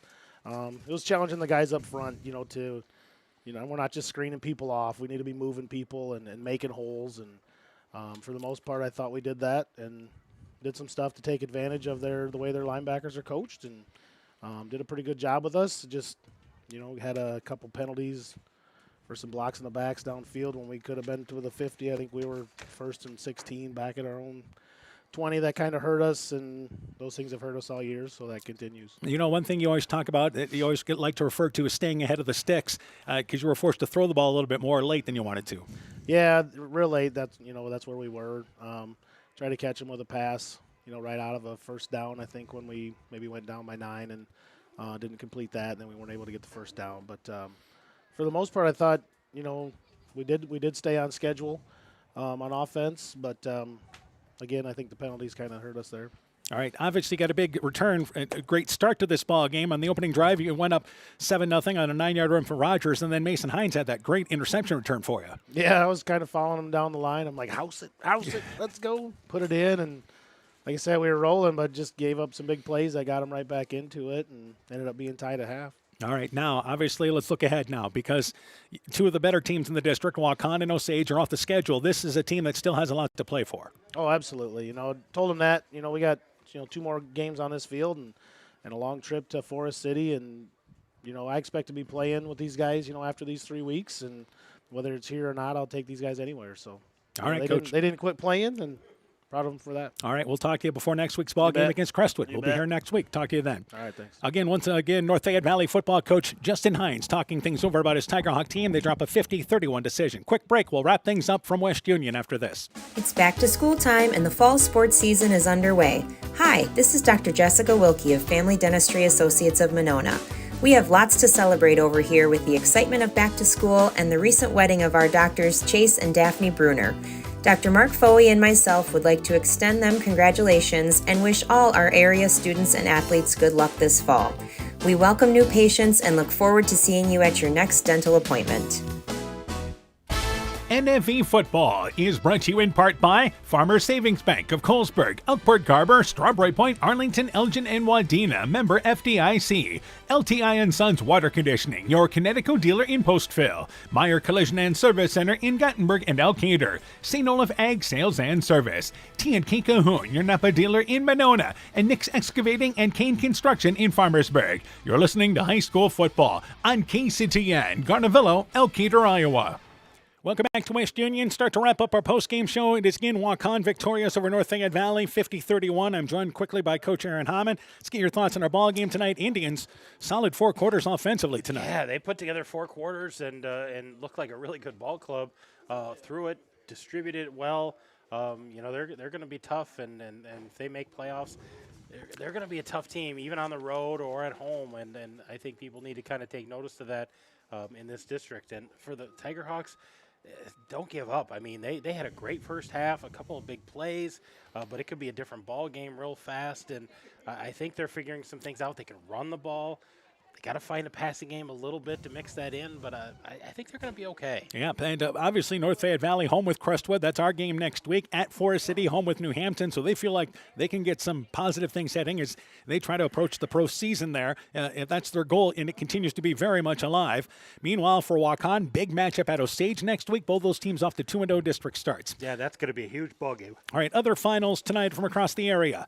Starmont beat Postville 63-0. Southwind over Clayton Ridge 20-17. Union. MFL Marmac beat Lisbon 47-6. Edco over Central City 54-0. And Springville victorious over Central 52-24. Our final score. Again, Waukon defeats North Fayette Valley tonight by a final score of 50-31. We'll see you next Friday night back here in West Union. We'll be here, Dan. Countdown to kickoff at 6:30. Game time at 7:30 with North Fayette Valley and Crestwood here on KCTN FM 100. Live video stream on KCTN.com. For Coach Aaron Hammond, I'm Dan Behrens. My thanks to Beckett Hines for running our camera tonight. Also thanks to Paula Mahoney for running our studio show. For a complete recap of tonight's ball game, highlights, scores, and more, go to KCTN.com, click in the Sports tab. This has been a presentation of KCTN FM 100 Sports. When I started out in the car business, my dad gave me some good advice. Hi, it's Forrest Brown with the Brown's family of dealerships. What my dad told me is when you sell someone their first car, you need a good sales department. But if you expect to sell them their second, third, and fourth car, you better have a great service department. Visit any one of the Brown's family of dealerships in Guttenberg, Elkader, West Branch, or Victory Ford in Dyersville and find out why Brown's is your hometown dealer, no matter where your hometown may be.